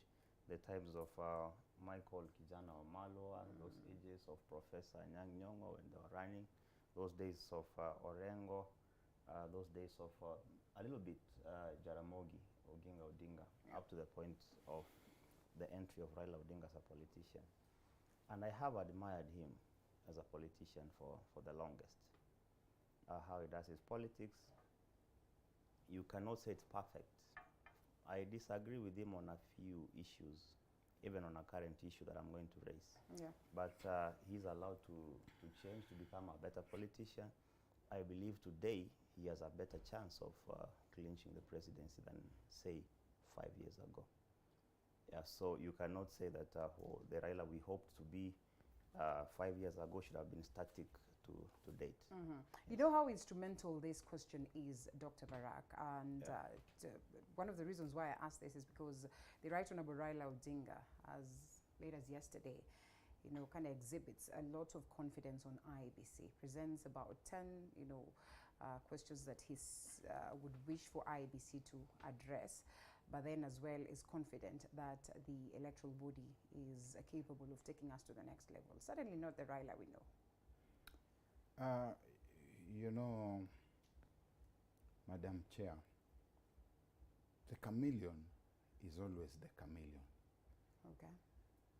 It doesn't matter that he is looking green or blue or yellow or orange. It is the same chameleon. It's only the environment that changes, and he goes into a camouflage based on that environment. Okay. And he starts looking different. You cannot say, oh, now this is a green one. That he, no, it is the essential character remains the same. When we talk about the 10 points, and which are at page 8 of the Standard newspaper today, you can see it is the same old 10 things that were being spoken of in September 2017. And they were called irreducible minimums. Here's the paper. They were called irreducible minimums. When you look at the paper again, they are saying that these are irreducible. What does that mean, irreducible? That they cannot be reduced. It is a condition. Today, since I'm in the mood to talk about language, it is a subjunctive statement, conditional. Okay. They're saying that this... It is either this or... Or it must be done. It's obligatory that it is done. So, what does that mean? When you say that these things must be done as irreducible minimums, it means that flipped over, you are preparing to reject the results. Barack, the other side too has presented its irreducible. When you ask me about that side, we focused on Raila, okay. Then I will talk about all right, proceed. I'm trying to look for the word irreducible on page 8. It is. Where is it stated? It is stated in the press that they have given this as a tough call. Yeah, can you see there? Tough call. Yeah, as a tough call to release information, voter register, place, tamper-proof results, transmission. It's irreducible. Okay. I was there yesterday when when they were presenting. Raila Odinga was presenting. He was very graceful. I heard a piece of paper where he was referring, and he said, "Thank you." First, he said we have a lot of confidence with the IEBC to conduct this election. Then he went ahead and said, however, we wish to look at these things, and we hope that you will respond to them. That is how he ended. Okay. Yeah. So these are media people, and media, whoever, maybe they should come back to your class of English, of communication, and communication, and communication. Yeah. We will help them in that particular regard. Okay. Yes. But as I was saying before, I was interrupted. Okay. I was politely interrupted. That was so polite. Yeah. Interjection is allowed. Yeah. Yes. As I was saying, at that point, we are seeing the same scenario. We have gone through these processes before. And if you ask me, Raila then and Raila today, there is a streak of rejection of election results, starting from Thika Municipal Stadium in 1995, when he rejected the Ford Kenya elections, the election of Michael Wamalwa Kijana as the chairman of Ford Kenya, followed by 1997 rejection of the presidential results, then 2007, 2013, 2017, and it should not surprise me that in 2022 he could do the same, especially when you consider that there are people in high office who are today telling us that he's going to get 65, 70%, and they are citing National Intelligence Services as their source. If IEBC should come up and say it is different, it's not gone that way, and we are seeing this sleight of conditions, it is likely that we are going to see. And I mean, we'll come back to the DP. We'll come. Let's allow Magere to come in. To that, and I mean, I'll come. We are going to see the chameleon's sixth delivery. We will look at the Chalo deputy Matio president. was talking about the chameleon's second delivery. This time we are going to see the chameleon's fifth delivery. Hold it, Uchoti. Okay. Let's allow All right. Honorable Magere join in so that he doesn't feel left out. Honorable Magere, Executive Director under the ODM party. Former. Well, that is language. All right, former. And you say that confidently. to disagree. The Right Honorable Raila Odinga. Of then, the Right Honorable Raila Odinga. Of today, well, Baraka takes that other side. But numerous Kenyans, Kenyans at large would argue that, he would not be out there to fight for the interest of the common mwananchi, as we would expect. The fact that today he is in bed with government, and therefore we have not seen these questions being raised by the opposition party that, the government is not doing this, is more or less of an oversight role. What do we expect of him? Linda, you're rightfully, on course when you say the Raila of yesteryears and the Raila of today are two different people. I asked. Yes, they are. I mean, he is. Yeah. Because I had the privilege of being part of his troops all the way from 2007 to late in 2014, and I would tell you that at that time the focus was more on pro-mwananchi kind of issues than I see today, and I'm not surprised because the politics in Kenya I have come to learn that they are very interesting, scenarios where every mwananchi wants to be in government, and it doesn't matter what it takes for one to be in government. Even if you look at the current dispensation, whether the whichever the wings that are trying to win government in the next general elections in August, everyone wants to be in government. So it will be very difficult to have someone who is really pro-people, because always governments are never 100% pro-people. They will do a little bit about, what the mwananchi expects, and quite an amount of what the leadership at that point, expect in terms of the expediencies. So I want to believe that, yes, we can have a Raila Odinga presidency, but I doubt whether it will be a presidency that thinks like the way it used to think, those particular days, having pro-mwananchi everything. And as I said, having maybe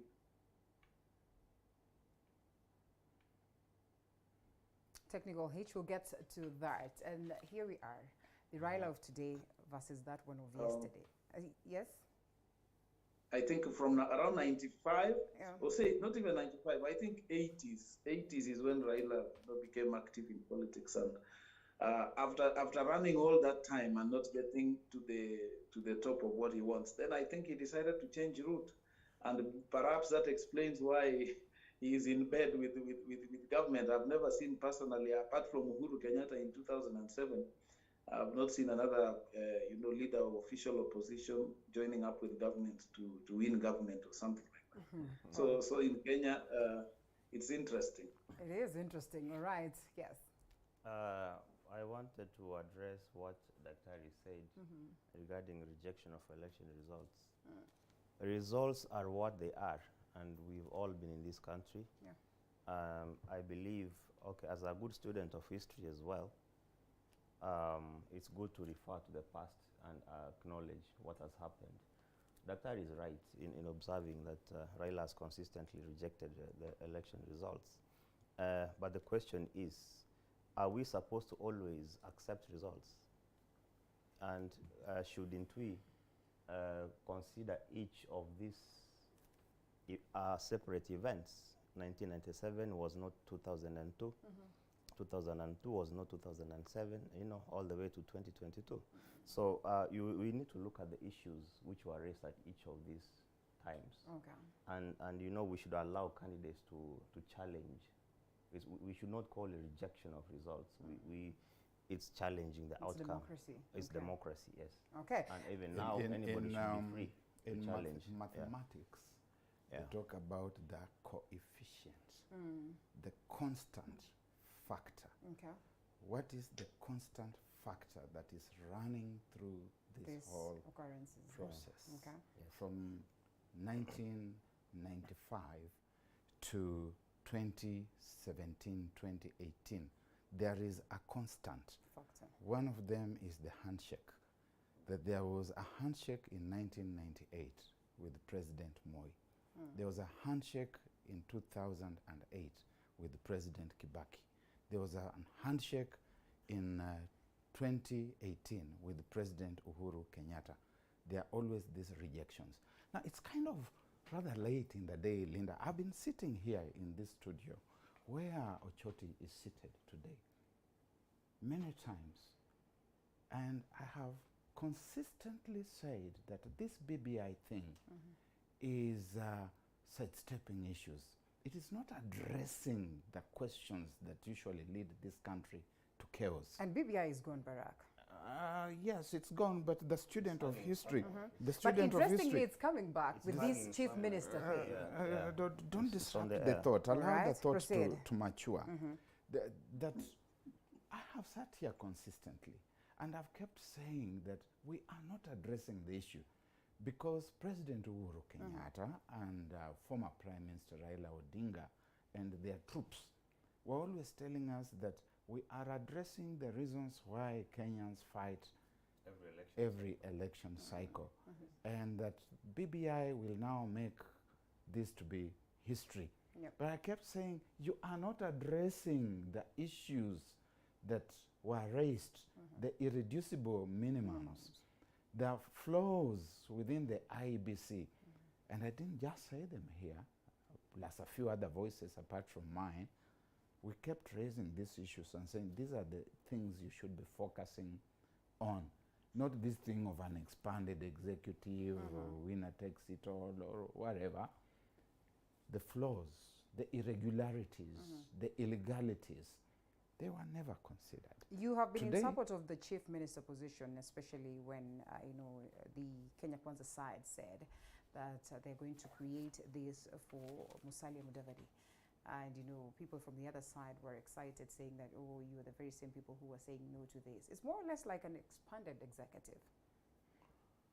Well, there could be a de facto expanded executive, but the executive is as good as the active ingredient in it. You can expand that whole space. If you get the right people. And you could even get the right people into those spaces within the space, but deny them the clout, deny them the sting in the tail that's going to enable them to work and to deliver. For example, today we have an executive which at the very top has got a president and a deputy president, and who are elected on the same ticket. But our president has demonstrated that it is possible for you to be part of that executive but be completely neutered, that there's nothing you are doing. That these things perhaps should, as Margaret Langat says, be ingrained and built within the law. If you look at the past 4 years, the only thing that the deputy president of the Republic of Kenya has done, and I'm talking about the deputy president, not about William Ruto, has done, has been to chair the Economic and Budgetary Committee, the IBEC. And it is because it is written in the law, in the constitution, that the deputy president will chair that. And you have seen that even when he's chairing that, now Ruto, as deputy president, only a few people have come, including the chair to the Council of Governors, who has reluctantly come because without that forum sitting and being chaired, the division of revenue between the national government and the county governments will not happen. The law will not have been observed. And so you can have an expanded executive if you want. You can have a prime minister, Kalonzo Musyoka, you can take this, Uhuru Kenyatta take that, Gideon Moi have something else here, I don't know, Charity Ngilu take this, take that. And then you find that they are just sinecure positions.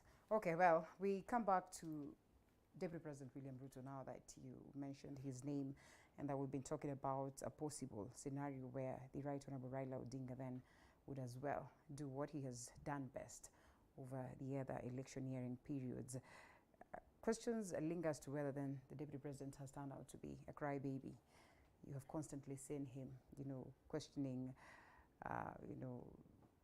this process, whether IEBC is capable to take us to a process without being interfered with by the executive. He has now turned onto the media, guns blazing. He says he will not attend the presidential debate. And we ask ourselves, is he preparing his supporters for a defeat? Is he laying ground for litigation, as you have rightfully accused the Right Honorable Raila Odinga? After this break.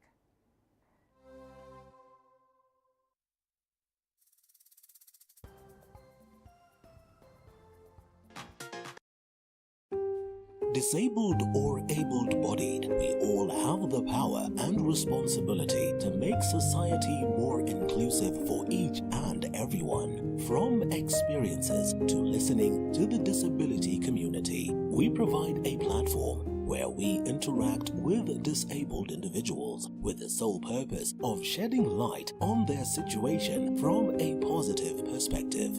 Nilizaliwa bila mikono miwili.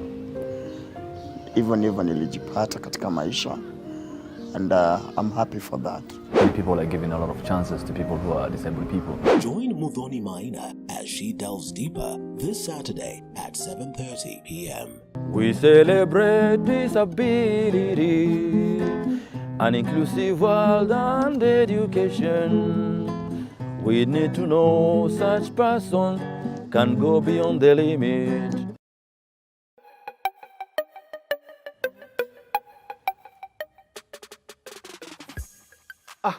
Fine latte was that? Mr. Black Pepper, what's good? Astounding, Rastamtani. How are you, man? That is simping, bro. These men have no substance.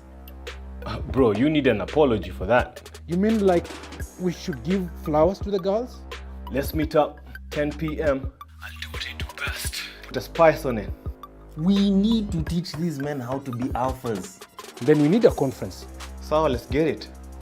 Welcome to the Men's Conference, where men become alpha males.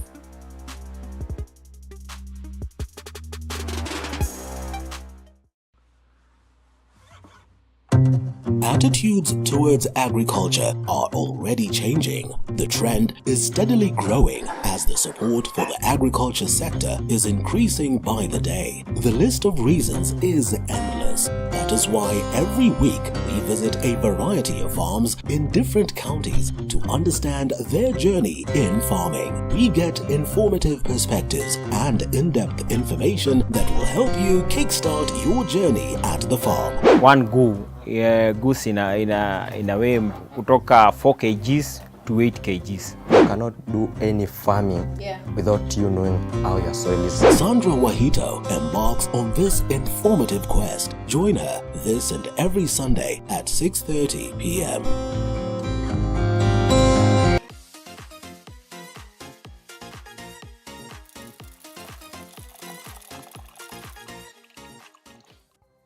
Studio engineer John Ochoti, Dr. Barak Muluka, joining us virtually, Honorable Margaret Langat. Mheshimiwa, the DP is out there pointing fingers, questioning the capability of the IEBC. He also has presented his irreducible minimums, as well as now pointing fingers at the media and numerous other quarters that would be part and parcel of the electioneering process. more or less the same thing as Barack would say, you know, Right Honorable Raila Odinga preparing his supporters for a defeat and for litigation, don't you think?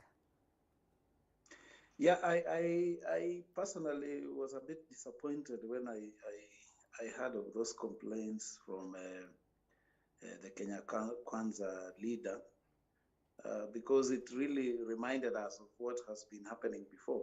And my take is, if we are sure that the process is correct, because we have had an opportunity to be both in government and you know, to aspire for this position, then we should be able to demonstrate trust and belief in the process, because the moment we begin to prepare our supporters that you know, the IBC may not be neutral, and now we are back to the media to say that the media is not even giving us a balanced you know, time.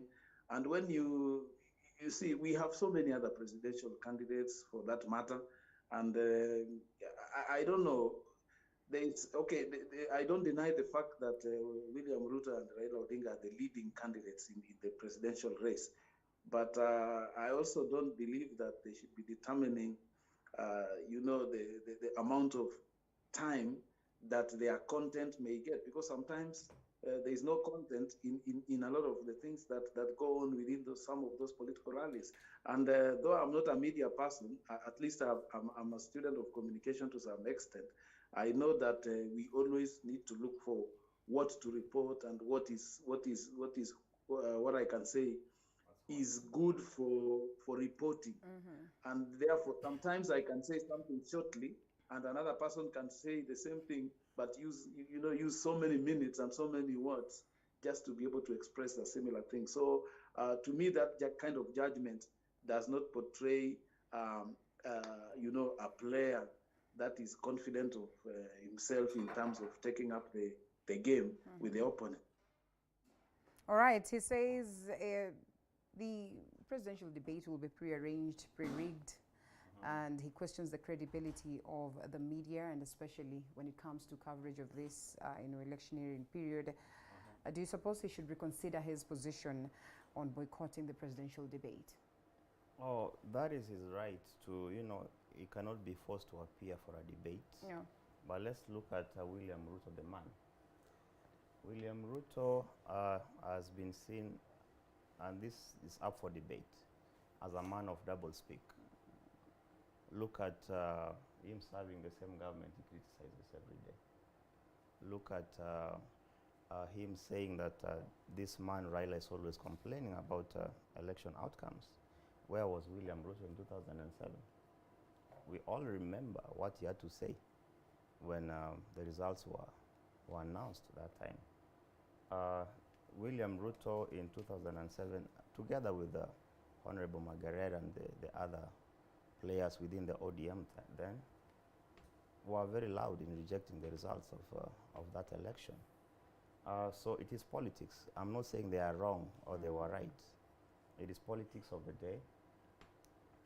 For example, William has also, he rejected BBI resoundingly, but you see he's again adopting some of the elements which were in BBI. For example, expanding the executive to accommodate Musalia Mudavadi and the others. He's also now supporting the one man, one shilling initiative, you know, to try to appease the proponents of that, you know. So everything is done for political expediency, you know, especially when it comes to the man called William Samuel. I think my colleagues sidestep the issues.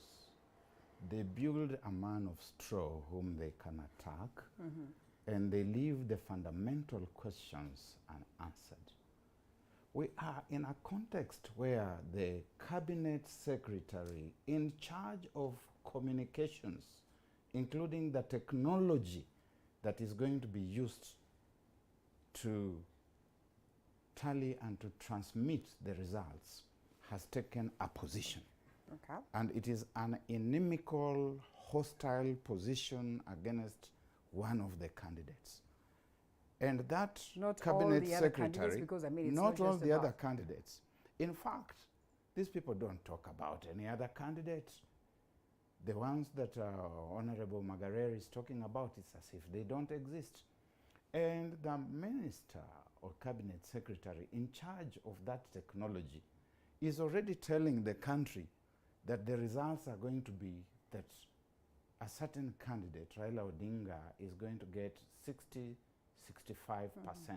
of the votes. He's taken that position within the public space. He's not even taken it in private space. That the cabinet secretary in charge of internal security, which is integral to a free and fair poll, has taken a position, and it's a hostile position, which he articulates in public space with visible anger and hostility against one of the candidates. Doesn't that candidate have the right, the moral high ground to stand on and say that we would like to see fairness? We're talking about a context where the owner of the one media house that controls 80% of the airwaves on their own confession has gone out and said, this is my candidate. And there's nothing wrong with that. He is hobnobbing with him, yeah, all over the place. There's nothing wrong with him saying, this is my candidate, okay? But there's also the law.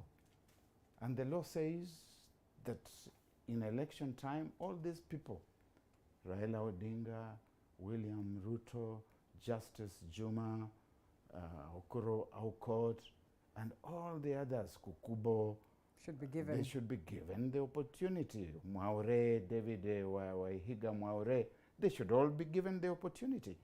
They're not being given that opportunity. Now, if the Media Owners Association is going to mount a presidential debate, and the owner of the so-called leading media house, I don't know whether it is, but they say that they control 80% of the airwaves. Well, the facts are out here. They are suggesting that nobody is possibly even following us, watching us this morning when they go around chest thumping in that fashion.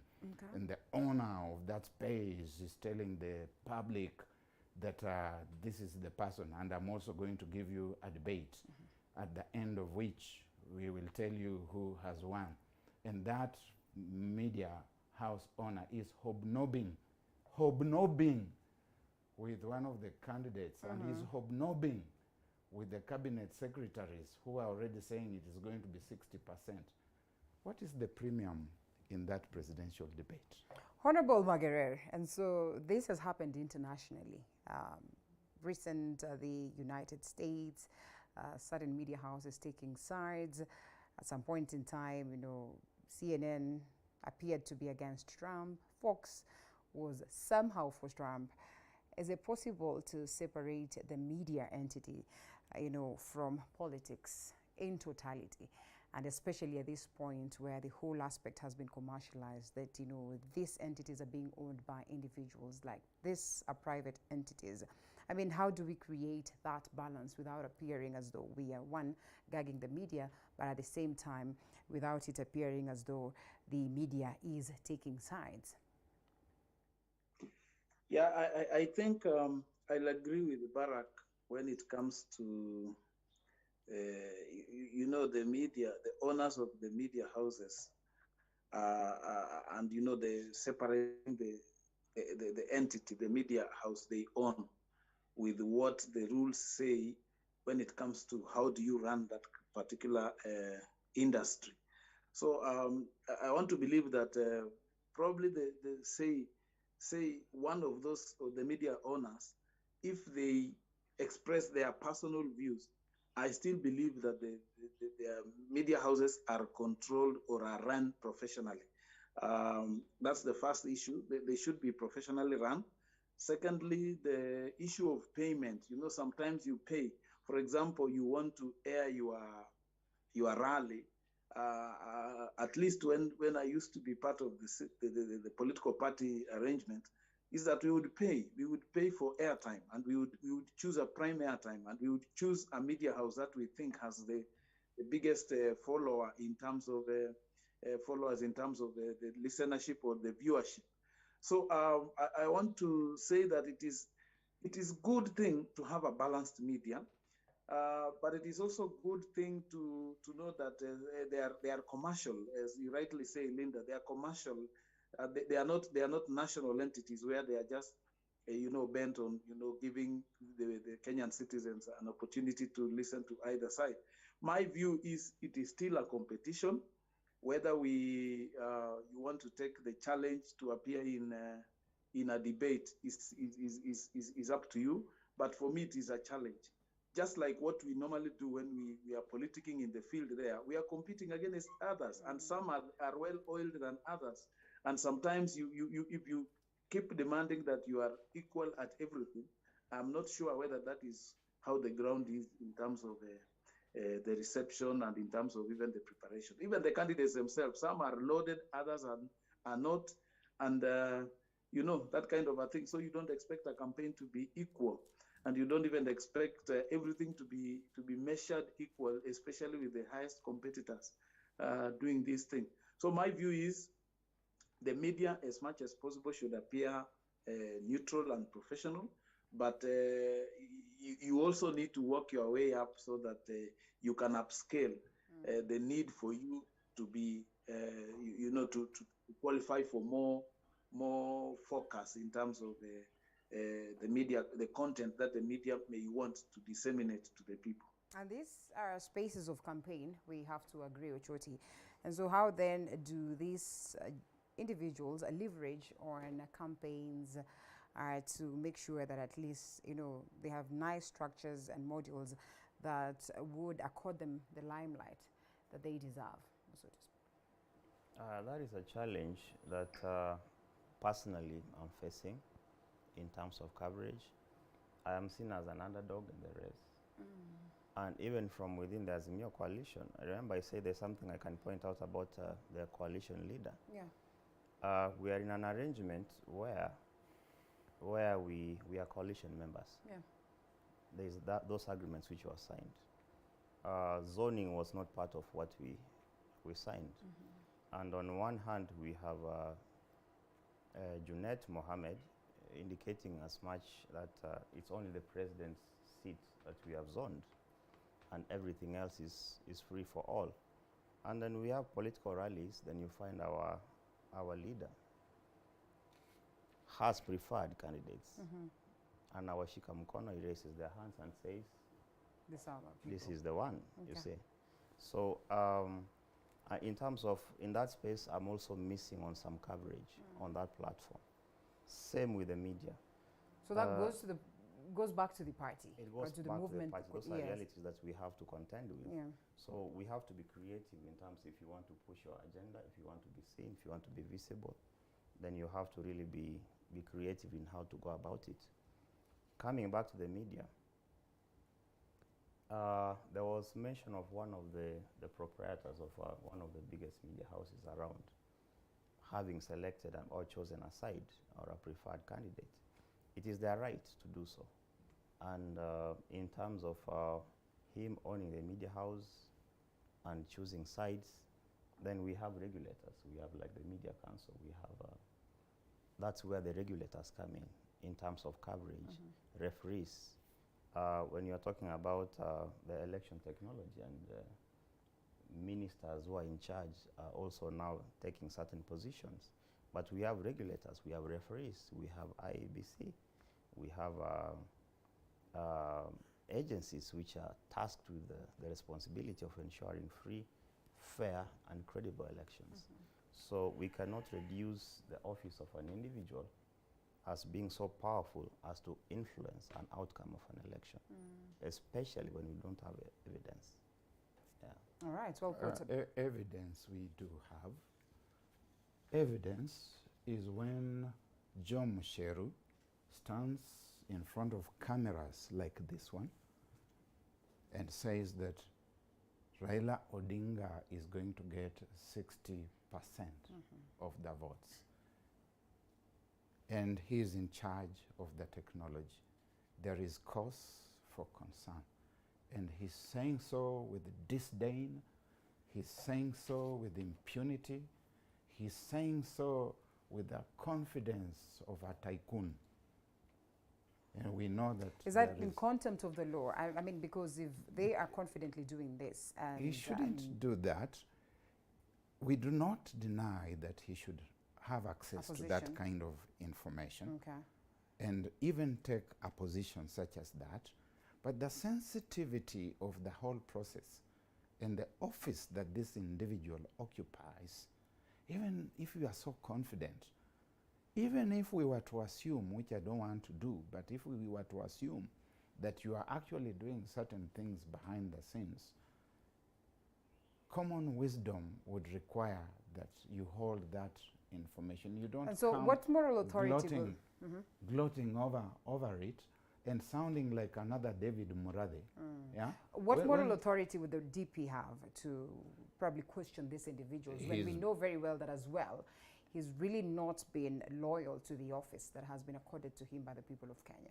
I do not understand what you mean by not being loyal. Maybe when you are elected under Jubilee Party, and then on this other side, then you are holding a different party. You are setting up a different party as a backup plan, or so to speak. You say that tuliona huko ni kama tutachezwa, so we started preparing ourselves or planning ourselves. But the first person to leave Jubilee was the president, and therefore nobody will have the moral authority to question the opposition. Yeah. And he appointed a co-president. Did he? Who he has sat with, who has been receiving intelligence information, whom we have seen cabinet secretaries reporting to at the Capital Center. Constitutionally, nothing bars him from doing that. We have seen. I've not seen anywhere where the Constitution says that cabinet secretaries should report to a stranger, because Raila Odinga is not even the leader of the opposition. It's not written anywhere. It's not even written anywhere in our Constitution that there is a leader of opposition. We have got a leader of majority and leader of minority who operate in the two houses of parliament. So this private treaty that we don't even know of between President Uhuru Kenyatta and the ODM leader, which makes him a de facto co-president, we don't understand. Has it affected the activities in government, you know, to that extreme level?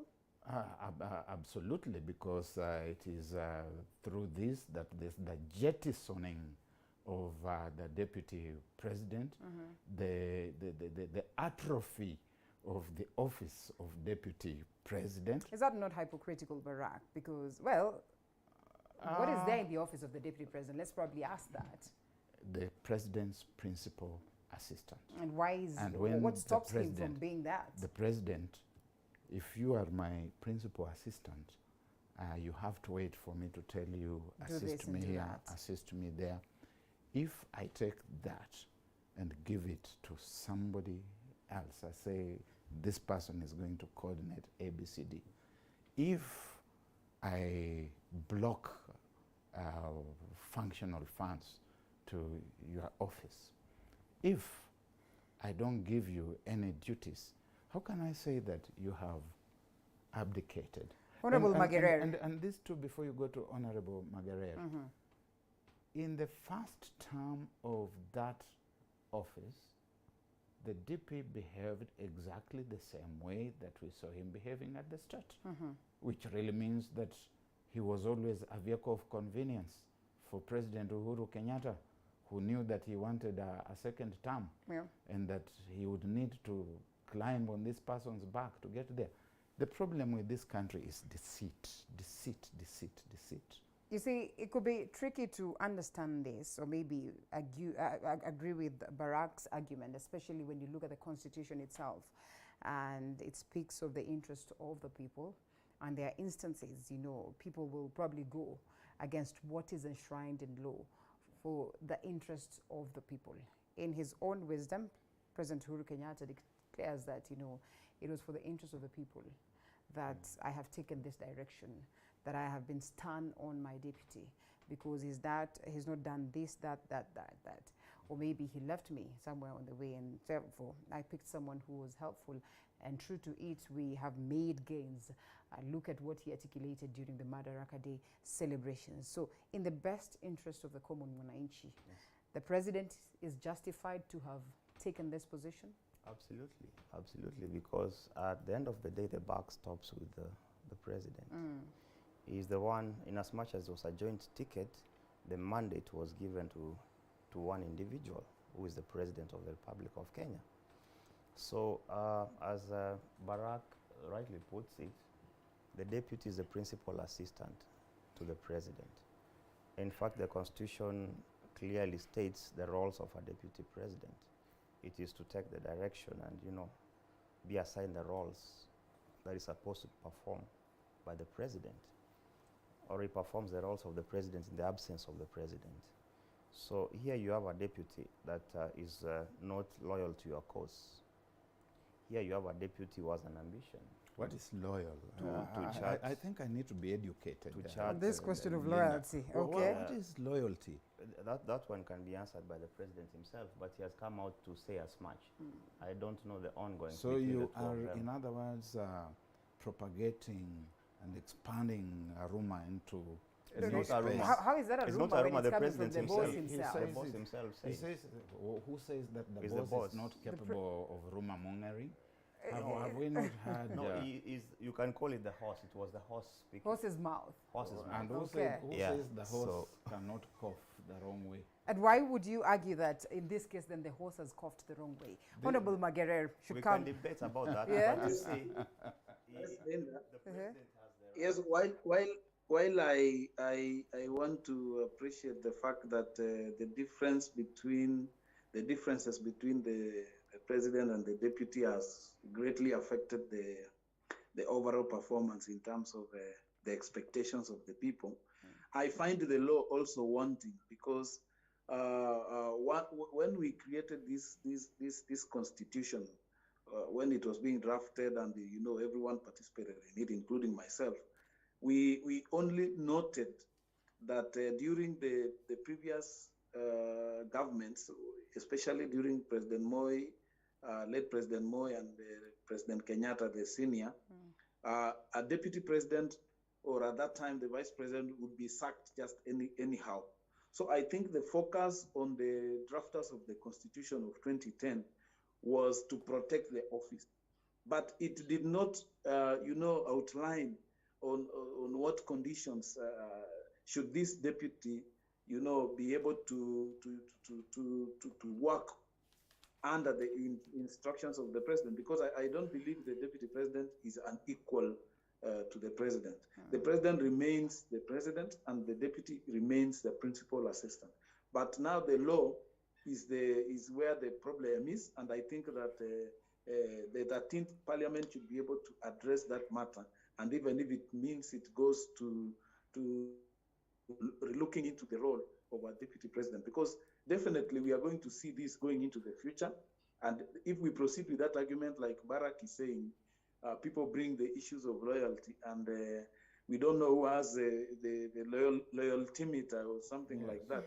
That you can be able to say, this man is not what I want, or this man is what I want, those kind of things. So I think the best way is to just look at the experience, of the last, this government, the Jubilee government, over the last 10 years, and look at properly, demarcate the role of a deputy president, and also to what extent can a deputy president or a president be able to work in synergy, and what happens in the event that they disagree. We should not live like the way people are told, vumilia kwa ndoa. When you can no longer, it's no longer tenable. So I think Kenyans should be able to move on and learn from that, so that they can prepare a presidency that is going into the future that will not have these kind of challenges. So that's my take in terms of and true to it, it appears like it appears as though it's a lucrative and powerful position, but questions continue to linger. No, it's fine. Thank you for that. Lucrative, powerful, but we still are questioning just what then is this position of a deputy president, and especially at this very point on the Kenya Kwanza side, it's about I want to have my deputy and I do not want them, frustrated as I was. The other side is about let's have a deputy who's going to be loyal to us, and I mean we still ask questions as to whether. But Barack, you cunningly disappeared, slipped away from addressing this matter of whether the DP is gathering fodder for litigation. On the 6th day of April 2009, Martha Karua resigned from the position of Minister for Justice, National Cohesion and Constitutional Affairs because President Mwai Kibaki had appointed judges to the High Court without consulting her. Yeah? Just start preparing for the way ahead in the event that we have an Azimio One Kenya Alliance government. Okay. And do not be deceived by the things that people do when they are on their way looking for power and the things that they do when they arrive there. Remember Junet Mohammed telling Mutai Kagwe that Mutahi, this is going to be our government. Okay. And mutakuwa mkikuja kututembelea tu saa ile sisi tunataka. Jokingly. Mtutembelee. Sigmund Freud has told us about the psychology of a joke, which arises out of the deeper wells of the psyche of what you are really thinking about and what you intend to do should you have that opportunity. So my last word on this thing about loyalty and faithfulness and whether the DP is this and it's not that and so on. It's like what Margaret says, having a spouse whom you are battering every day, mistreating this violence, verbal violence, structural violence, physical violence, and you're saying stay in this marriage, vumilia tu, usipo vumilia, you are disloyal. And that philosophy and that psyche is part of this government. Because on Madaraka Day itself, the President Uhuru Kenyatta goes out of his way, out of nowhere, to blast single parents, single mothers. How does... That was not in order. Many have argued. Absolutely. Okay, but, But that is the philosophy. You're being told, hang in there. Don't raise a finger. Don't raise a voice. Even when you raise it with the legitimate authorities. But is it not a concern like IBC? Family unit. You tell IBC. The families are as good as both parties want. It takes two to tango. All right, thank you, Barack. Speak to your people of Nairobi in a minute as we close. Good morning, Nairobians. My name is John Ochoti, a candidate for Senate, Nairobi County. I'm running on a Kanu ticket, which is within the Azimio coalition, and I seek to represent you in the Senate. I've gone round, I've gathered the views of, as they say, qua ground. I've heard the voices of the people, and I intend to carry that and represent the people. Even the way I'm doing my campaigns, I'm involving the people directly. I am not jumping onto caravans. I'm not looking for platforms. I'm not looking to hang on to somebody's coat to become a representative of the people. The people have to be the ones giving the mandate. And in the coming days, I'll be going around to spell out my agenda. And I hope that it can be agreeable to the people of Nairobi, that I be given a chance to represent them. All the best. I Thank wait you. for you to knock my door so I can hear will. what you present to Itakuja. the people. Honorable great. Margaret, to the people of Kipkelion West. Yes, thank you very much, Linda. To my people of Kipkelion West, I want to tell them that I Parliament for this great constituency. I have a track record for the years that I had worked for you before. I want to say that we are not at war, or I'm not at war with anyone. I'm standing as an independent candidate with a clear agenda of 10 points, which I intend to deliver or to operate on to help and to improve the life standards of the people of Kipkelion West. I want to say that I chose to stand as independent candidate can be hard, because previously when we were in an arrangement of a political party, we were unsatisfied with the outcome of how that election was conducted in the 14th of April. And therefore, we decided that the Sauti ya Raia must be heard. And the only way to ensure that Sauti ya Raia is heard is for you to come out and speak on the 9th of August and vote for me, vote for Margaret Langat as your member of parliament. Thank you. All right, let the race begin, as they would say, and a race like no other.